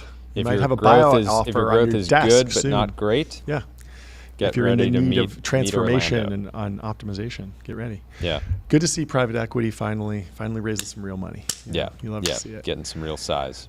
In other news, Open Evidence, the Sequoia-backed AI medical assistant, is reportedly raising $100 million with a $3 billion valuation just months after its $75 million Series A at $1 billion. GV and Kleiner Perkins are in talks to lead the round, though details are still being finalized. As soon as it's finalized, got to have the CEO on the show. Let's do it. Some of the investors, it'd be interesting. I am very interested in this, like the vertical. It's like vertical SaaS, right? The niche verticalization of the platform layer. Everyone's agreeing with like value accrual at the application layer. The question is like, how many applications will there be, right? Yep. Will there be 5 or 10 or 50 or 100? There seem to be a lot of companies getting into the unicorn territory. How many will make it through and win? Yeah. But it's all exciting. Also, Chime has just launched their IPO roadshow. Dan Primack has the story in Axios.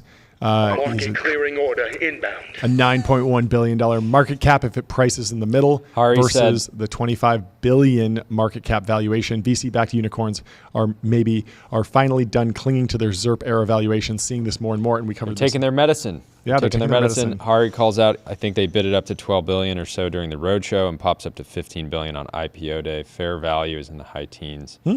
Is his point of view.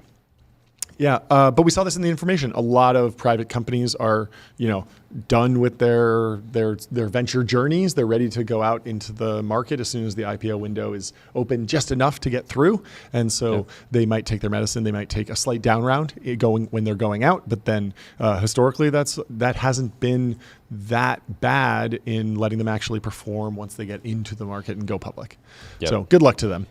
We should have lesson on just to talk about this next one to discuss. This next post from Baxate, very exotic sounding. He says, Cluely intern son or VC scout daughter, which is... I love that Roy's in the comments immediately. Let me get both. In the comments. We got to have Roy. We got to have Roy back on to get the update because he and the team seem to just be wilding out right now. It's insane. It's actually insane. I see, again, I'm starting to feel like a bit of a boomer because I see some of their exchanges and I'm like, this has to be. Yeah. I'm like, there's no way this is real. There's no way. Yeah.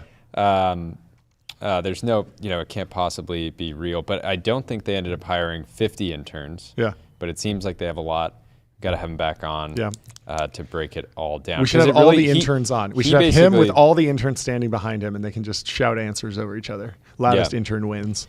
He had an interesting, he had a post that went fairly viral yesterday. He was quoting somebody who said, "What genuinely pisses me off about younger founders or just new people getting into startups is how obsessed they are with raising." Goes on and on. Roy said that? No. Roy quotes that and says, "Hot take, founders need to focus more on hype chasing. Okay. Startups don't live and die by a product being 5% better. They die because of lack of money or delusion. Hype chasing helps with both." I don't know how hype chasing helps. Yeah, you still got to build a product, but distribution is really important, and so like you can. He said, "Inflated revenue is still revenue. Users who pay out of curiosity are still users, and good engineers who are down to interview after a cool launch video are still good engineers. Interesting. Viral moments are not so easy to come by, and the potential upside of making the most of them is higher than you think." I like this because like it's a debatable point. Roy, his story is clearly going to break one way or the other. It'll either be a breakout success or kind of a he's learning calling lesson. A shot. He had another post that I saw where he said he's paying founding engineers like hundreds of thousands of dollars in cash because he said that he can just raise infinite amount of equity, which is built different. He's just built different. He's built different. And I'm just interested to follow on. I'm rooting for him despite him being controversial. Yeah. I want to see him succeed. I think he's very good at causing controversy. Like that, even just that, the idea of like, oh, we're not giving equity, we're giving all cash. Like that's a controversial approach. And some stuff, equity, so. but he's just like, I value equity way more. I'm just going to pay.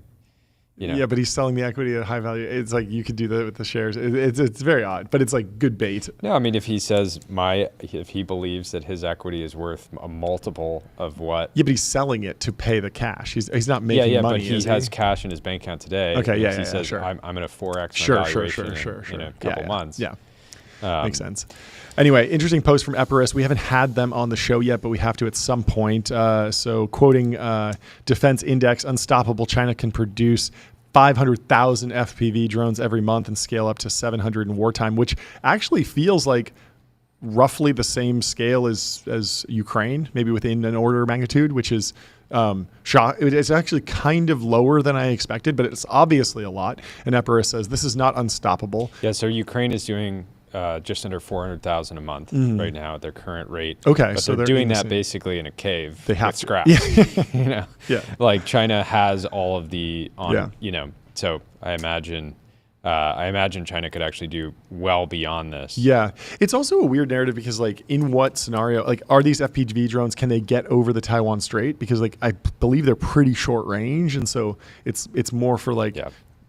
Like what is the trench war scenario that would happen over there where these would be super relevant? Yeah, like, it's interesting to think about. They could have basically a bunch of floating docks that the FPV drones I guess that's it. Yeah, and just boats. That I mean, take especially them if you can closer, just put them into a shipping container and then move the shipping container. So it's like instead of an aircraft carrier, you just have a shipping like a cargo ship. The interesting thing about so with Epirus, I'm interested to see how Epirus is actually doing against these FPV drones. Soren yesterday said he hadn't seen an American electronic warfare that could really company reliably take down FPV drones. I'm sure Epirus can in certain conditions, and it should be a part of a broader system. Yeah, so they say that their mission is to overcome the asymmetric challenges inherent in the future of national security.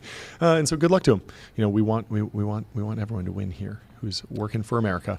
And we should note earlier today, Chamath was sharing an image of a I forget what machine this is. It's not a scale. I think you hold these devices that like an in-body. Yeah, that sort of track your body fat. He says, "Hot girl summer, bring it." She's putting up 11.5% body fat. Pretty good. At allegedly 6'2". And Delian responded and saying, "Are you trying to get your body fat percentage as low as the IRR of anyone that invested in your 2021 SPACs? Fortunately, that would be. I don't think it's possible to go negative on the body fat front." But then Chamath made a very lewd comment. Delian fires back.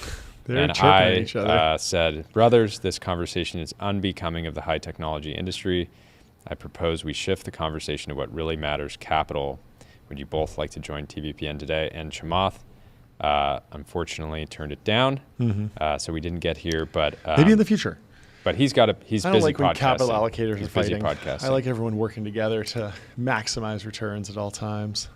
Yeah, I think we need to work on our pay-per-view format, get the boxing ring set up. Imagine hitting this. Imagine smashing the soundboard as two allocators just duked it out. I mean, yeah, no better entertainment. It'd be spicy, but that'll have to be for another day. Anyway, thanks for watching. This has been a fantastic show. We will see